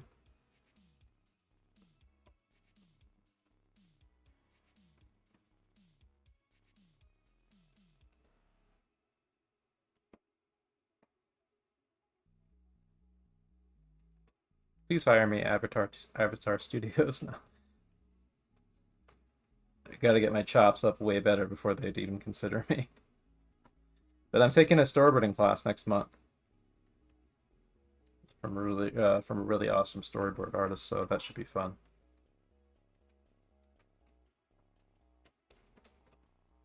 Big thing I want people to get a takeaway from in doing this is I want people to get juiced about enjoying drawing. Like, it doesn't matter if you suck. If you're surrounding yourself with good art, it's going to feel good to, oh, that's how they do that. Oh, I can try this. Oh, I'm looking at that. I'm thinking about this. I'm not quite getting that yet, but I'm picking up on little bits of it by like, having this stuff here and thinking about it, like looking over at it occasionally, thinking about stuff I could probably do with it more in detail. Like, and then like when you feel good and energetic, you might grab one of these, for example. Let's copy image. Then you do like a copy study or draw over study or something. Like try to challenge yourself and pace yourself.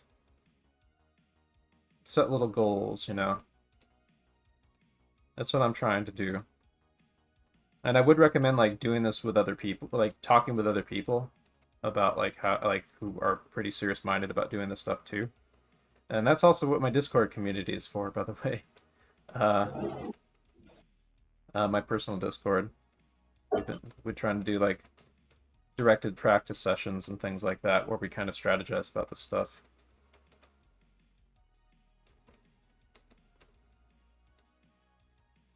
So I'm doing a kind of quick loose simplified anatomy draw over. This guy has a little detour.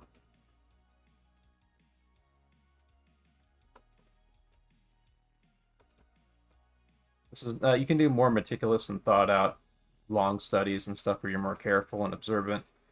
I'm not doing that right now. I'm doing like a quick kind of smattering overview sort of thing to kind of vibe with it and enjoy it.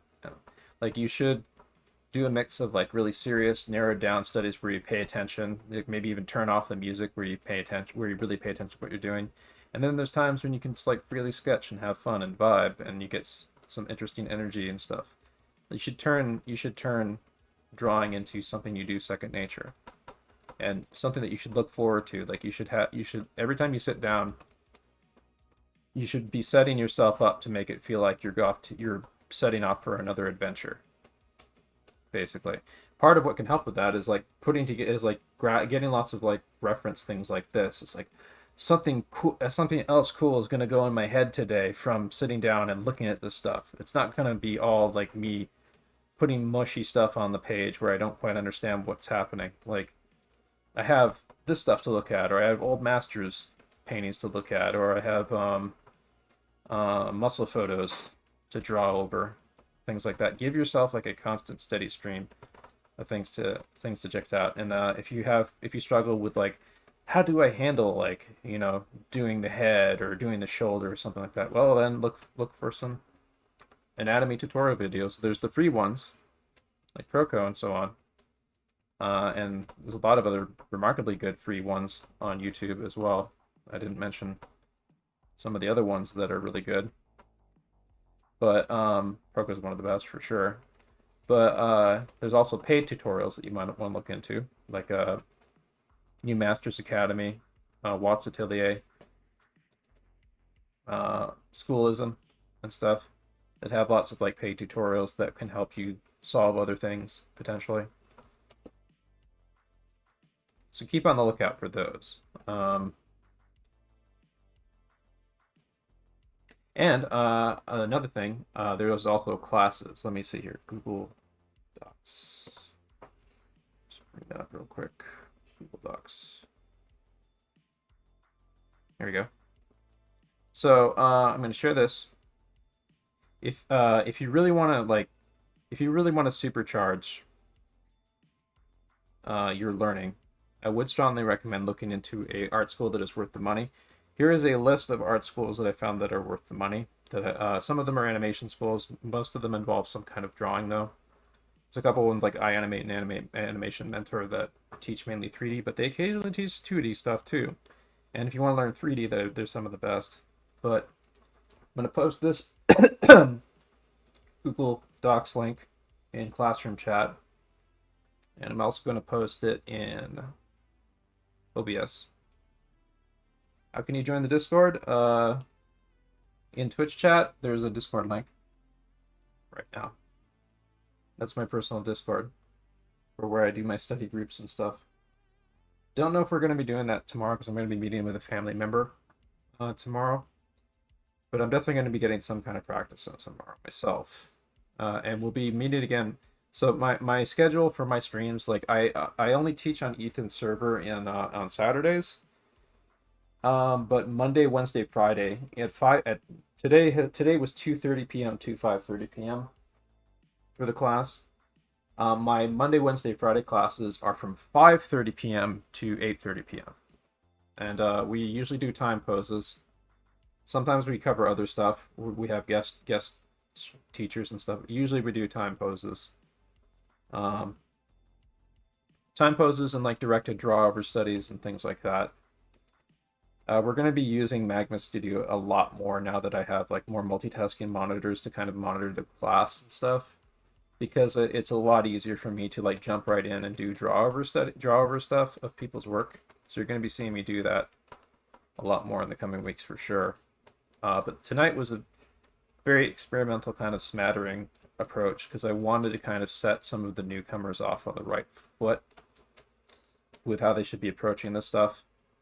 I give people a good. The other thing is that this class recording is going to be a video of the day that you can rewatch up on Twitch.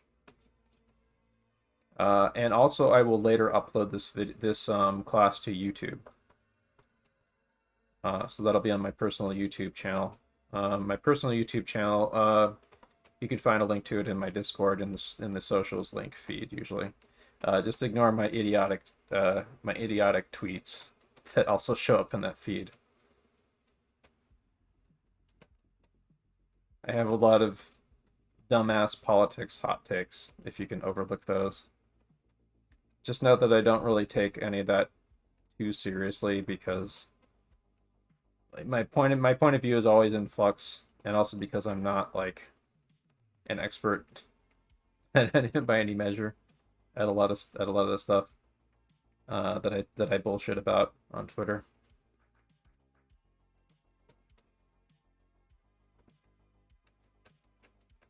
That always bugs me. Like when you like somehow when you're on Twitter, you feel like you have to commit to what you're saying a lot more, and you often that means like if you say something stupid that's kind of a farty, half-formed thought, sometimes people will like start challenging you on it, and the way they take it is they think that you are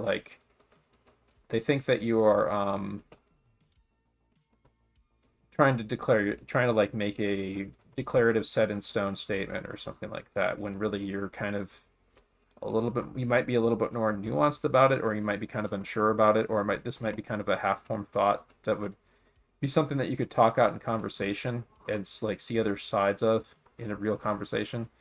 But on Twitter, like somehow everything like there's a tendency for stuff to get framed in a very declarative way that I find kind of annoying, even when I do it, even when I'm guilty of it myself.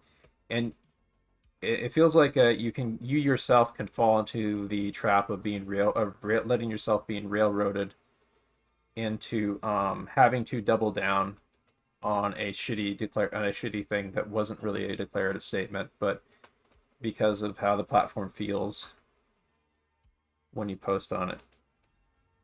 But yeah, anyway, that's my dumbass Twitter tangent. Oh, fuck Twitter. I use it way too much. It's fantastic for finding new art, but Twitter's kind of Twitter turns into a bit of a distraction at times. Anyway, I kind of autopiloted doing this little kind of fun little anatomy study right here.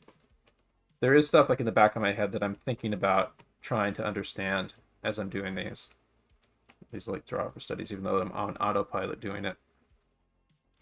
Yeah, this was like an example of like kind of a rough, loose draw-over study. You can do more meticulous ones, like the Proco draw-over studies are really kind of like really thought out and manicured stuff. I would say that you could definitely do that, but you know, maybe you want to do like some rougher ones to warm up for those first. Like it's okay to do stuff that's rough when you're getting warmed up.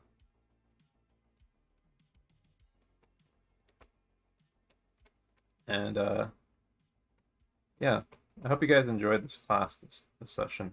I really did.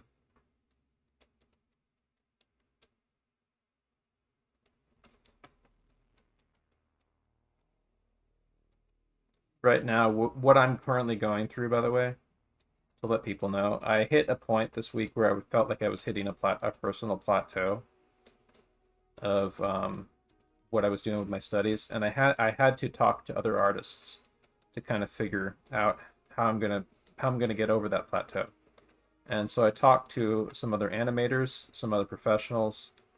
I talked to my friend Miles, who is someone who is really good at overcoming personal plateaus. Their work speaks for themselves based on like how amazing that stuff is. Like they've been able to do that from self-teaching, which is really remarkable. But yeah, like getting outside yourself by talking to others can make your problem seem smaller, and also like get the juices going in your head about how to overcome those personal hurdles. Like try to take stock of yourself every now and then. Like compare yourself to where you want to be, where you are now, and try to figure out what's going to get you juiced to push beyond where you are currently.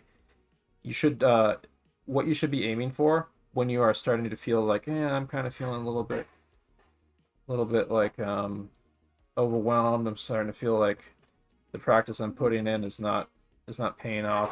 But first off, this stuff takes time to sink in. Like a lot of times, stuff that you practice for about like 6 months that you don't really get doesn't really click into about like 6 months later of relentlessly practicing it. That's just how it is with a lot of this stuff. Especially for anatomy, good lord. But so you have to give yourself space to grow, and you have to realize that it's going to be a slow process. Like it's kind of you're building up like neural pathways in your brain. Okay, Google, stop. Okay, Google, stop. You're building up neural pathways, new neural pathways in your brain, new dexterity in your nervous system and your musculature to be able to pull off the lines you need and to have the muscle memory to go from one area of a drawing to the next and know what to do in succession without really like thinking about it.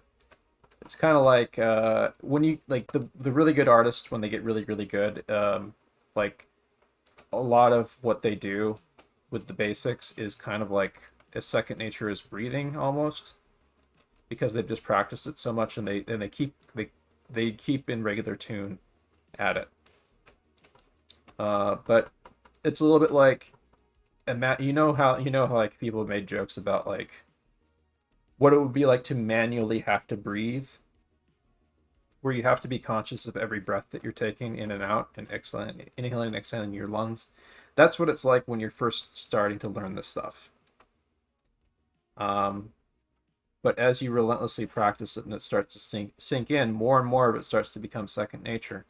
So you aren't like thinking about a trillion different things when you're drawing. It starts coming out of you because you put the work in to repeat something over and over again to understand it. That's why you will see artists filling up entire pages of cubes. That's why you'll see artists filling up entire pages of hands. That's why you'll see artists doing like page after page of figure lay-ins and stuff.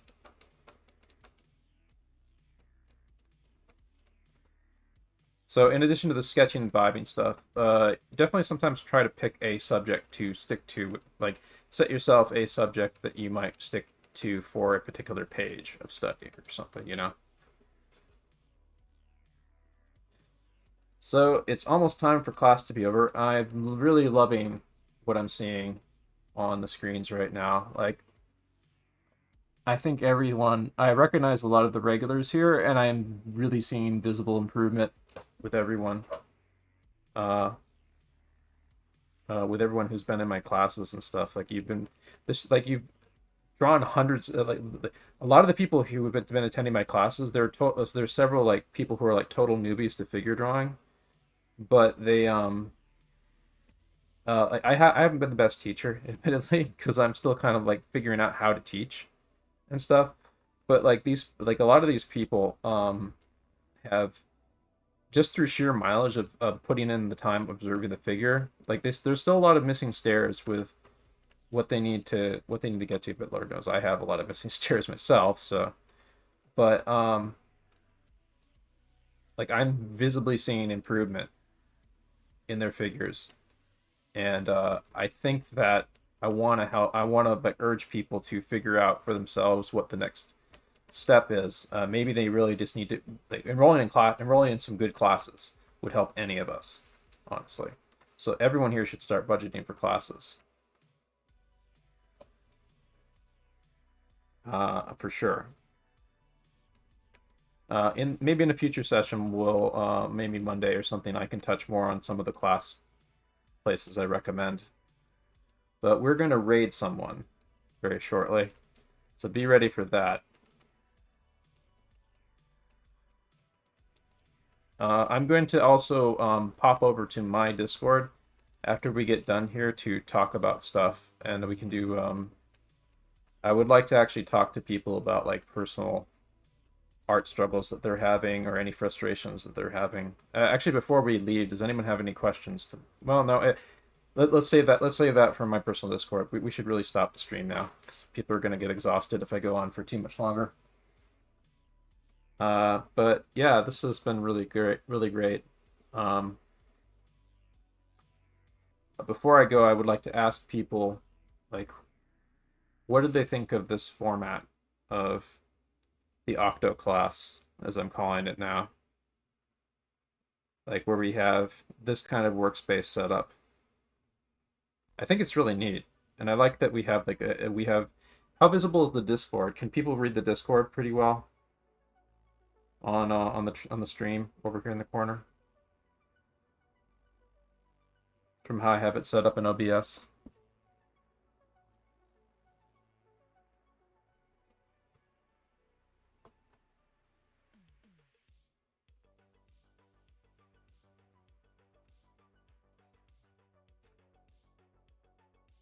Hello.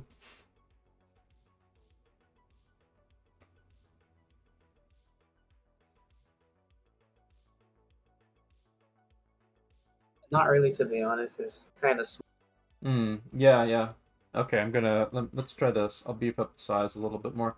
That webcam kind of gets in the way, but at least you can read the text feed from Discord a little bit. Discord was very blurry. Yeah. Had to switch over to Twitch.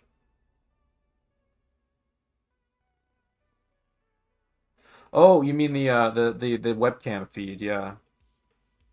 The webcam. Oh no, I wasn't talking about the webcam feed. The virtual camera feed. I'm not talking about that. I'm talking about so on the layout that I have in OBS, like this little area over here that has like the Discord window, like is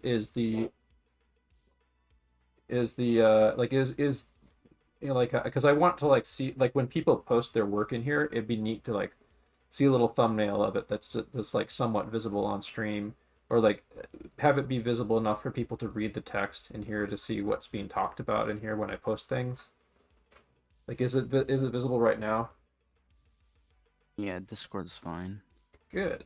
Oh, I mean, how it looks on the Twitch stream. The Discord window on the Twitch stream.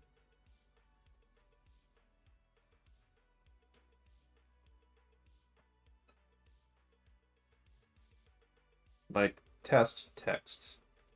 Can you read this in Twitch video?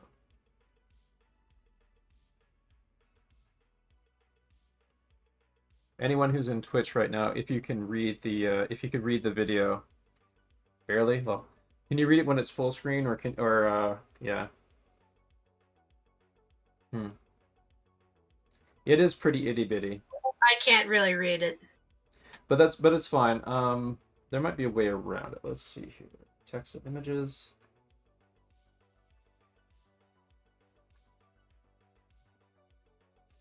Appearance.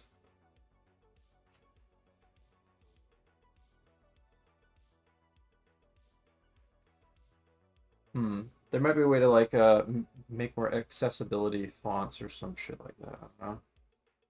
Full screen. I just, it's okay if it's just like barely visible though. It's just a little bonus thing to like so people can see that we have an active Discord over here. And that also like lets people know when they should check the Discord, so that's fine. But yeah, so let's get ourselves set up so we can raid someone. So who are we gonna raid? First off, I want to say, if you're into the game, if you're interested at all in the game Rust, which I actually want to see if I can pull more people in for Weekend Warrior fun in that game in the future. There's an ongoing event that they've been doing every month in Rust where there's like item and skin drops for. I can claim this for item and skin drops for different streamers that are playing right now. Let me see if we can find it. Whoops. Drop campaign for, here we go. About this drop. So this is round 6 of the streamer drops, and if you watch them, you'll get like you get a bunch of automatic skin drops and stuff in the game or whatever. But that's not the important part. The important part is most of the people that they're playing are really worth watching and really fun to watch. Like Swales is a longtime Rust streamer who's loads of fun to watch in particular. Blueprint's really good too. But yeah, they're really interesting and fun to watch, and you can kind of get a good sense of how the PvP plays in the game. So Rust is interesting for me because it has a base building PvP aspect to it that I find really interesting. Like, let me hear. Base design. So what got me interested in Rust was base design videos like Evil Worst and so on. There's this. This is really fun. This is like playing with Legos, and there's like a whole meta about like building different types of styles of bases and different base layouts and so on. You have different like raid paths and different defense. I really enjoy that aspect of it. But the other thing that got me interested is people like Wellen. Wellen is a really fantastic storyteller. With his well, he also does like Sea of Thieves videos, but his Rust videos are hella fun to watch because he's a really excellent narrator, and he's an excellent narrator, and he's really funny. I strongly recommend checking him out too if you are at all interested in seeing what Rust is about. But anyway, so that's a little detour there. So we're gonna raid someone now. And we'll just figure out who that is. Hopefully another artist that I know who might be active right now.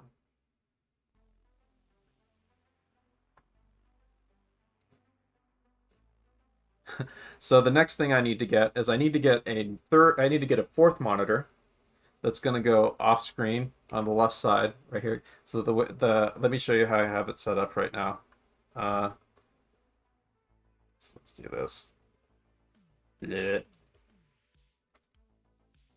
So the way I have it right now and is like here's the 1440p monitor right there. Here's my Cintiq, kind of down here. Here's a 1080p reference monitor that has Discord and the gesture drawing app. And now what I need now is I need a third monitor to go, like a 1080p third monitor to go over here, that I can use for like I can have like OBS and like chat and like a Twitch chat feed or something like that over here.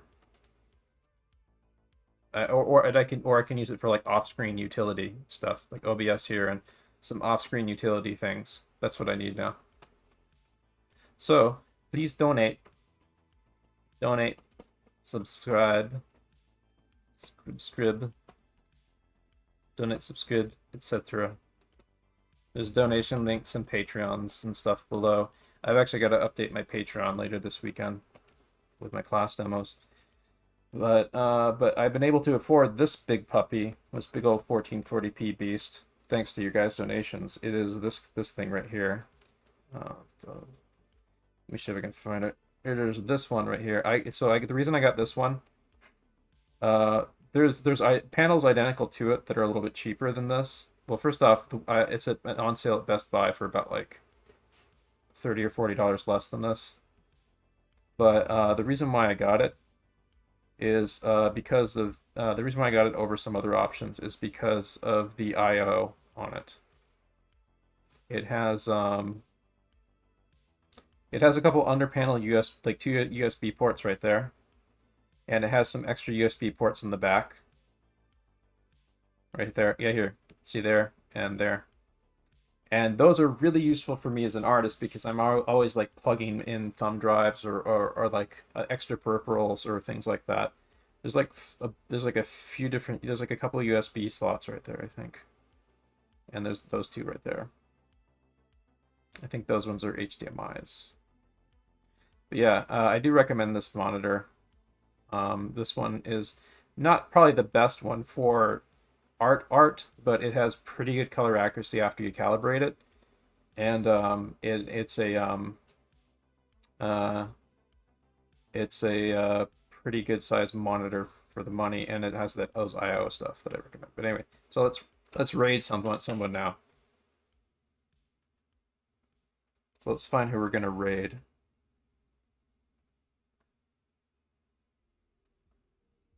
Grumbly Dark Art Dungeon. I don't know who this is. Yeah, I don't know who that is. I want to find someone I know. There's a lot of people I follow that I like, whose work I like, but I don't know them personally. Hopefully find someone I know. Rika Draws only has 5 viewers. Drawing Games and Guilty Gear. Who is this person? I've forgotten who this person is.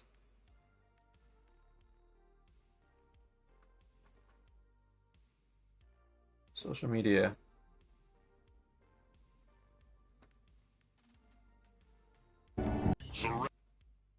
Hopefully there's no non-work safe in here. Yeah, that might be a possibility to raid. Trying to remember where I know them from now. Let's see, is there anyone else? Chili of Destiny, he's a game designer at Bungie, and he's also known as the voice actor of Scout from Team Fortress 2, and he knows me personally from me playing a few games with him on his stream from a long while ago, and just bullshitting with him on stream. Let's see here. Oh, this is nice. This person seems like a very chill VTube artist, doing little kind of fun anime drawings. So I actually don't know this person, but I'm leaning towards rating them. So what do you guys think? I'm leaning towards Rika Draws, Oxcoxa, or Chili of Destiny. Let's see what Chili's up to. He's playing Path of Exile right now, but he's fun to chill with. So what do you guys think?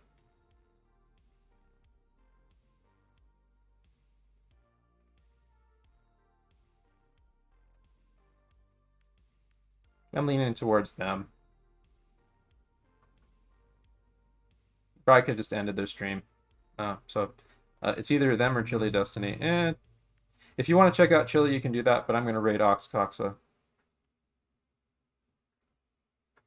Because then I'll surprise them.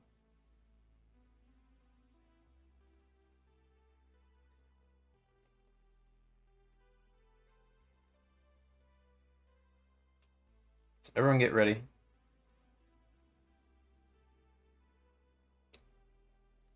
There we go.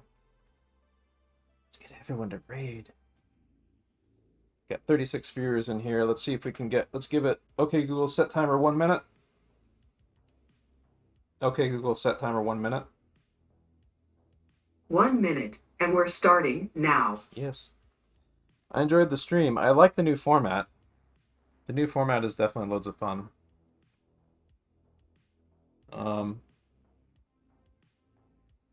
I actually want to, in the future, like not too many people talked right now. And oh, that reminds me, I'm gonna have to turn off voice stuff in the classroom when I get done here. Actually, no, it was up, so I don't have to change it now. But